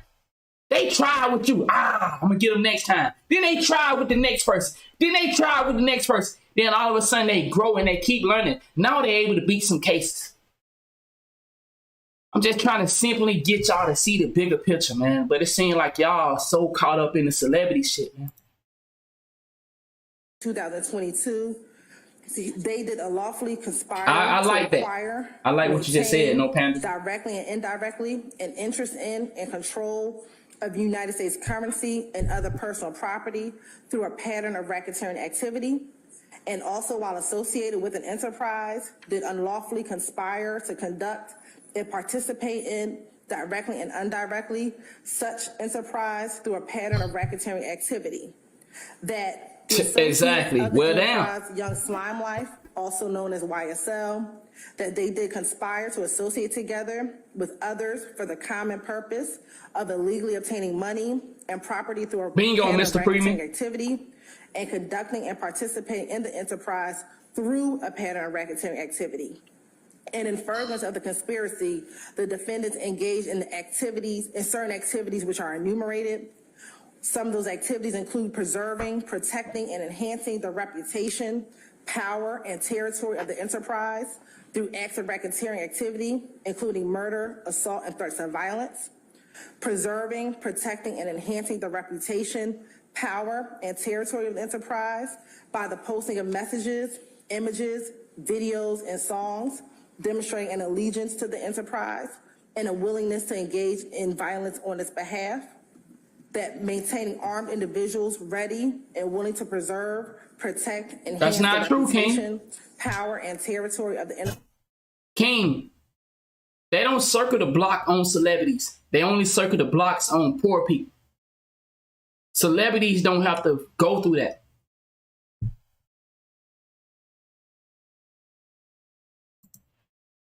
See, they tell y'all one thing in the media to make us believe that these people's life are in danger.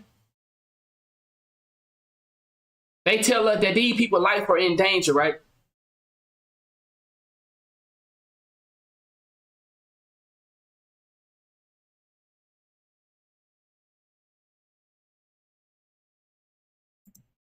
Do their life really be in danger? Or that's what they tell us in the media? Do they life? That's what I'm trying to get y'all to see, man.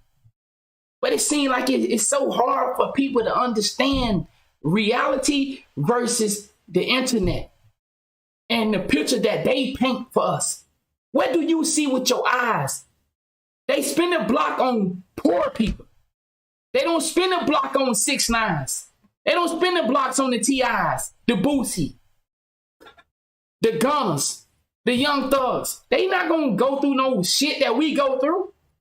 These people can go live their life, but they tell y'all on the internet, look at what 6ix9ine doing. 6ix9ine put his whole crew in prison. Is he in danger? This man living his best life. These people have protections. You not going to have no protection. That's what I'm trying to get you to understand. You can't play by the same rules for the street niggas that's in here. I'm not trying to diss you. I'm trying to show you something. While you promoting that violent shit and that street shit, your family member along with you never can be protected the way that these people protected. Niggas fucking clueless, bro. Enterprise through the use of violence and obtaining money, weapons, and other property through acts of racketeering activity, including robbery, theft, and the unlawful sale and distribution of drugs. The state will also prove that YSL is a criminal street gang that started in the late 2012 in the Cleveland Avenue area of Atlanta, Georgia, that some of the founders were Jeffery Williams, also known as Young Thug, also known as Slime, Walter Murphy. That's crazy, Marvin. And this defendant, Trontavious Stevens. We are not the same, Tracy. And when we start to understand that we can live our life, we can't live our life because we want to follow these. We want to be goals of Beyonce's and Jay-Z's. How can you look at a celebrity and say that is relationship goals? How? You don't even live in the same world. You come off your porch and see poverty all around you, but you look at celebrities and say, this is gold. Man, I want to do it like that. Man, I want the Lamborghinis in it. Bro, you work a 9 to 5. You don't go out here and scam people. Now, if you get into the business of scamming, you go do what the preacher's doing, lying. What the preacher that just got locked up for fraud? Mr. Bishop Whitehead. I keep trying to explain to y'all. We have been brainwashed by a different type of government. We have a system that governs our train of thoughts and the way we move because we feel like certain thing is wrong. But if you play in a different ball game, what that dude named Cordone or something like that, you think he playing everything the right way to get where he at? You think he did everything the right way? What that nigga name? George Cordone or something? I forgot the nigga name, but y'all know who I'm talking about. You think these people play by the rules? These people don't play by the rules, but we've been brainwashed to play by the rules, so we'll never obtain the thing that they have. We'll never live a lifestyle of Beyonce and Jay-Z. But so many people will look at that and say, man, that's what I gotta get right there. Oh, I gotta be like that. We'll look at the Rihannas and A$AP Rockies. We'll look at the Russell Simmons and the Sierras and feel like those are the goals of the world. We'll look at the Futures and be like, man, I gotta have all the bitches like that. It's a scam. It's a lie. Yeah, Andrew Cordone, whatever that nigga name. You think he did everything legally? Man, stop playing with yourself. That's what I'm saying. When we learn to break away from this matrix or this false reality that they give us, the Andrew Tates of the world, when you start to say, these are just people playing different characters in a movie, but they playing it in real life. When we can separate ourselves from that, then we can start to live a healthy life. But we so stressful trying to compete. We so stressful trying to buy cars to make people think that we got it. We putting ourselves in debt. We out here, man, we going crazy trying to keep up with the system. But these people would tell y'all, Elon Musk and the rest of them, tell us that they are fighting the same war we fight. When we can't even eat at night, when we have to go to sleep, we hear gun violence. Do you think T.I. hear gun violence at his estate? Do you think Boosie hear that type of activity at his estate? These niggas come to the hood, make a song like they living in the condition that they used to live in. They done made it out of that condition, but they still give us that same poison. And we supposed to somehow graduate from it. We're supposed to listen to this garbage and somehow grow and do better with our life. How the fuck that's supposed to work? I just get tired of seeing the same dumb shit, man. And niggas try to come in here and act like when we watch this Young Thug case, they get so excited. Man, my nigga Young Thug, dog, he fighting them cases, boy. What the fuck is this supposed to be exciting about this? That the YSL uses a variety of identifiers, including colors, clothing, tattoos, and hand signs, as well as verbal and written identifiers. And we would show that this defendant had a tacit understanding of the enterprise and furthered the enterprise's goals with several acts. Some of those acts are from January of 2013. This defendant, in which he pled guilty, was accused of aggravated assault, in which on that day, an officer with the APD Police Department was working in an undercover capacity. That officer was at an apartment complex in the Cleveland Avenue area doing surveillance on a vehicle that had been hijacked by another YSL associate. Trump told them he ain't paying his taxes. And he stood on it. Did he go to jail? No. Joe Biden put out the 94 crime bill, locked up the damn near entire black community, and somehow he came out and said, if you don't vote for him, you not black. This nigga done locked up everybody in our family member for weed.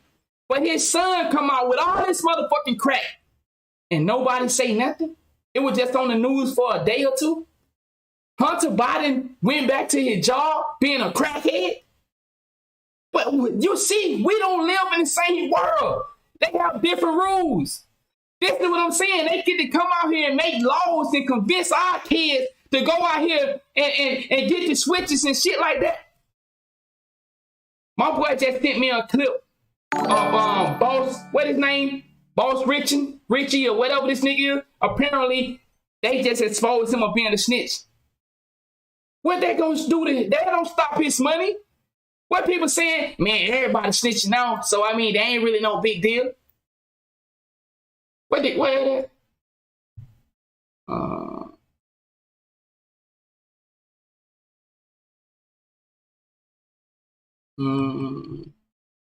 me see, can I find it?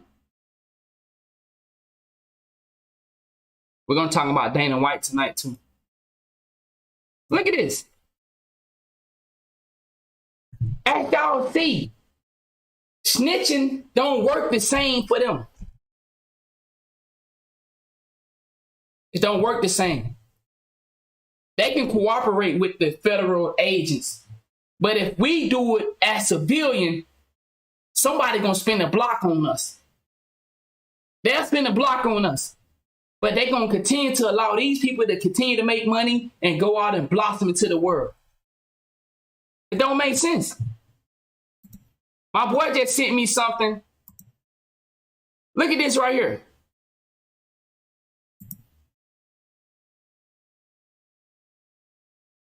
Damn, I can't see it. Hold on, I'm gonna have to get that tweet. Apparently, this same dude just got caught up. Oh, there you go. Damn, y'all can't see it. How can I get this? Okay, here you go. Look at this. I'm not the one that reeks like it. We go through this every time, man. You reek like it. We go through this every time. Every time, bro. I get pulled. Stop, Moon. I'm gonna lock these cuffs, otherwise I'm gonna keep getting tighter on you. Right? I already told you, if it's misdemeanor weed, I'm not charging you for it. It's got to be over 28 to be a felony, okay? And even then, I'm not gonna charge you for it today, at least. You hear what I'm telling you? Listen, keep being real with you. I can't lie to you about that. That would be like entrapment. Man, bro, we can run. I got some weed. I know you do, because I can smell it still coming from you. Go ahead and grab it out. This shit happened in real time and we still ain't paying attention. Look at that. It's felony. Over 20 grams is felony in Florida. He's got obviously about 56 grams. So What? Good deal. I'm gonna cut you He loose. finna go to jail, right? All right. I can't say you're not gonna be charged later, but you're gonna get loose tonight. That's what I told you, isn't it? I'm not the one that. So for all y'all out here, are you not paying attention? The game is rigged. They convince us to live this life and they get away with it. They make money selling lies to us. Our kids and our brothers and sisters go out here and get involved in this lifestyle and they don't get the same treatment. Are y'all not seeing it? The police just let this nigga go. He had 50 grams. That's a felony. This nigga's supposed to be in jail. Why he ain't in jail? Come on, man. Come on, y'all better pay attention. I appreciate you standing there to me, bro. Y'all better quit bullshitting, acting like y'all don't understand. The game is different. While operating in that undercover capacity, Mr. Stevens came out of the apartment along with that other YSL associate and brandished his handgun at that officer. They get paid to keep us docile. Another act, Your Honor, where Mr. Stevens has a great statement on social media. He has several pictures on social media.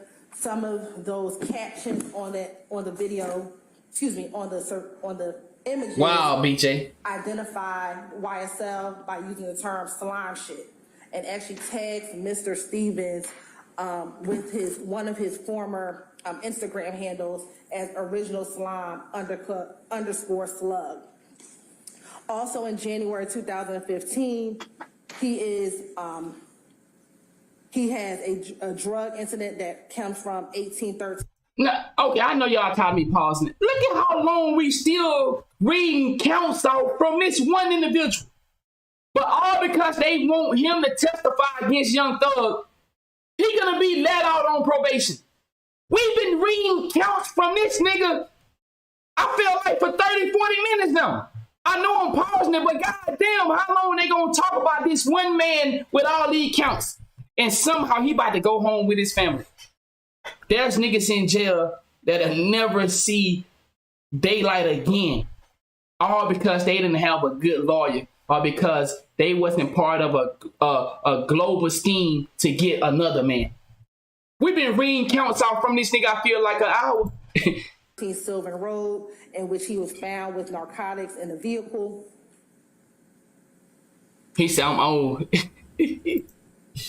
Also, in one of the counts in our indictment, Your Honor, he was in a car. I don't know, King. Avenue, which is in the YSL stronghold. Bro, they still reading out shit from this nigga. And this nigga finna go home. Shannon Jackson, also known as Shannon Stillwell. While in the car, officers smelled the odor of marijuana. Upon the search of the vehicle, they found marijuana and a gun. This is the guy named Tick. Finding both the gun. So this guy right here that they have, he know all the ins and outs of the organization. He was there from the start. He know everything. So they want to turn him. So they got him a deal. So because they want to turn him, they read out all this shit that supposedly he done, but somehow he got 8 years probation, 2 years time served. So he finna go home. As well as Mr. Jackson were both convicted felons, and they were then charged accordingly. Your Honor, as you heard, that nigga said he locked my black ass up for a gram. He's also been engaged in conversations with other members of this indictment. We won't go back over what was said, but you also heard that through the factual acknowledgement in this case.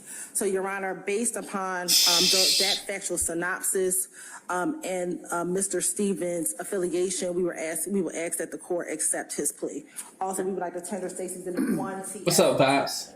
One which? TS. 1 TF. Any objection, Ms. Gladden? No, Your Honor. All right, this nigga had enough shit on that list, bro, to be in jail for him. CS, Your Honor, S as in Stevens. CS? T as in Trontavious, S as in Stevens. All right. Any objection, madam? No, Your Honor. All right, it's admitted for purpose of plea. Ms. Hilton, those facts that you How in the world he got probation? Those are facts that the state would have proven had the case gone to trial beyond a reasonable doubt. I appreciate it, Mike. Pertains to Mr. Stevens? Yes, Your Honor. Okay, all right. Ms. Gladden, again, good evening, madam. Anything you want to present on Mr. Stevens' behalf? Just briefly, Your Honor. Go ahead. Of course, BJ. Judge, I just wanted to point out, as the court, of course, can ascertain by the fact that he was only charged in the RICO count. He's not involved and hasn't been charged separately in any criminal activity regarding. This nigga 29 years old? Man, look at what that street life will do to you, bro. I'm 30, dog. And I feel like I look good. Well, look at what 29 will do to you when you live that street life, man. And I got scars to prove that I live the street life. But I ain't got to do that for y'all because that's not what I'm here to show. This dude is 29 years old. God damn. Regarding this case, it has been alleged against some other co-defendants. He had a string of issues in 2011, 12, 13. Damn. He went to prison in 2015 and has been out since the end of 2018, and since then he's been a model parolee. He's passed all of his urine screens. He's not gotten in any more trouble. In fact, they put a parole hold. I heard about that. No fake box. That this was mostly based on old crimes and a few posts that were innocuous and some pictures. They did remove the parole hold. So I'm asking the court to accept the state's recommendation, and I just wanted to point out that he's tried to be a good citizen and do what he's supposed to do since he's been out of prison, Your Honor. Thank you. All right. Mr. Stevens, good evening, sir. Good evening. Sir, do you have the opportunity to fully discuss the facts and circumstances of this case with your attorney, Ms. Gladden, to your satisfaction? Yes, Your Honor. Did she explain to you the various constitutional rights you give up by pleading guilty to your satisfaction? Yes, Your Honor. Those are the same rights that my prosecutor, Ms. Hilton, just set forth on the record a few minutes ago. Do you have any questions about those rights you wish to ask me? No, Your Honor. All right. I am holding the indictment in this case, okay? And on page 6 of the indictment, I'm going to show you. Is this your signature on the page of this indictment above the word defendant? Yes, sir. All right. Before signing this indictment, did you have the opportunity to fully discuss the facts and circumstances of this indictment with your attorney, Ms. Gladden, to your satisfaction? Yes. What? Yes. Yeah. Do you need more time to discuss it with her? No. Okay, all right. Is he playing up there? You had an opportunity to talk with her. Yeah. And you don't want to talk with her about the indictment anymore? No. Okay, all right. I'll note the indictment's been signed and the plea has been entered. Mr. Stevens, based upon the responses that you've given during the court's inquiry, I find that your guilty plea is freely and voluntarily entered. I find a factual basis for your plea. I'm going to accept your plea as tendered and as negotiated. To count 1, conspiracy to violate the Racketeering Influence and Corrupt Organizations Act, the court will sentence you to 10 years to serve 2 years. I'll commute that to the time you already served, with a balance of 8 years on probation, subject to the special conditions that have already been set forth on the record. I'll go through those with you right now, but is that your understanding as to the base sentence? Yes, sir. All right. So you shall abide by each and every condition of the negotiated agreement. That's the one that you signed and Ms. Gladden signed along with the state's counsel. Remember that one? Yes, sir. That states SC. Hey, is it just me or he don't sound like he gonna cooperate too well on probation? Like, I know this may be hard for him because now he finna be labeled as a snitch. He was a right-hand man. But it just don't sound to me like he really want to go home. Like, I don't know, do he want to go home or is he disappointed that he came this far and he got to be labeled as a snitch? Like, what's up with my mans? I don't know what's going on with him. Do he want to go home or do he not want to go home? It sounds like when he get home, he going to fuck up the probation. As it pertains to he ain't sounding convincing, man. All right. You should testify. My nigga said he got I got 6 years for a car accident, and these niggas getting probation for a RICO. You see what I'm saying? Shit, wow. In this case, upon which you're questioned in any trial or judicial proceedings stemming from the facts alleged in the indictment. You agree to do that, right? Sure. Okay.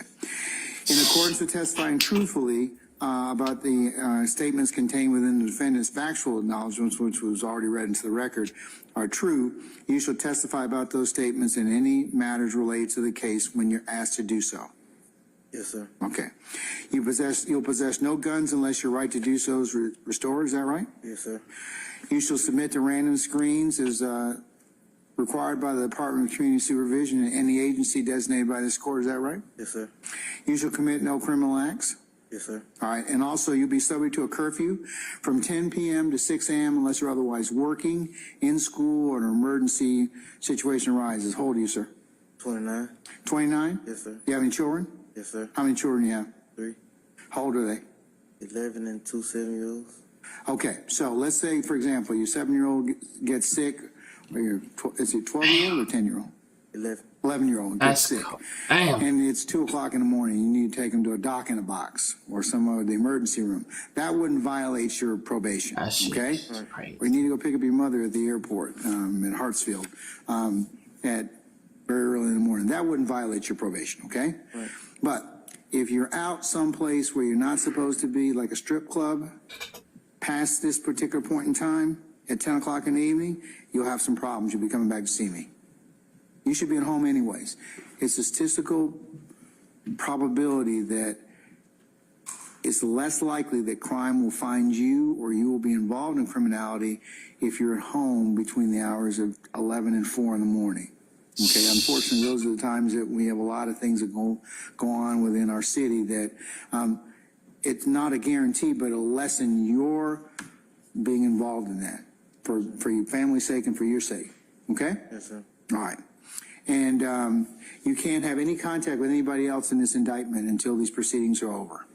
Yes, sir. And what I mean by that is until the appellate procedure in this particular case is over, if any. You understand that? Yes, sir. Okay. Do you have any questions about my sentence? No, sir. Ms. Gladden or Ms. Hilton, any clarifications on the court's entry of sentence or defendant's entry of plea? No, from the state, Your Honor. Nothing from defense, Your Honor. All right, then that'll be the sentence of the court. Mr. That was Stevens, just an okay? example. Okay. All right, thank you, sir. All right, we're in recess on this matter? Okay. Man.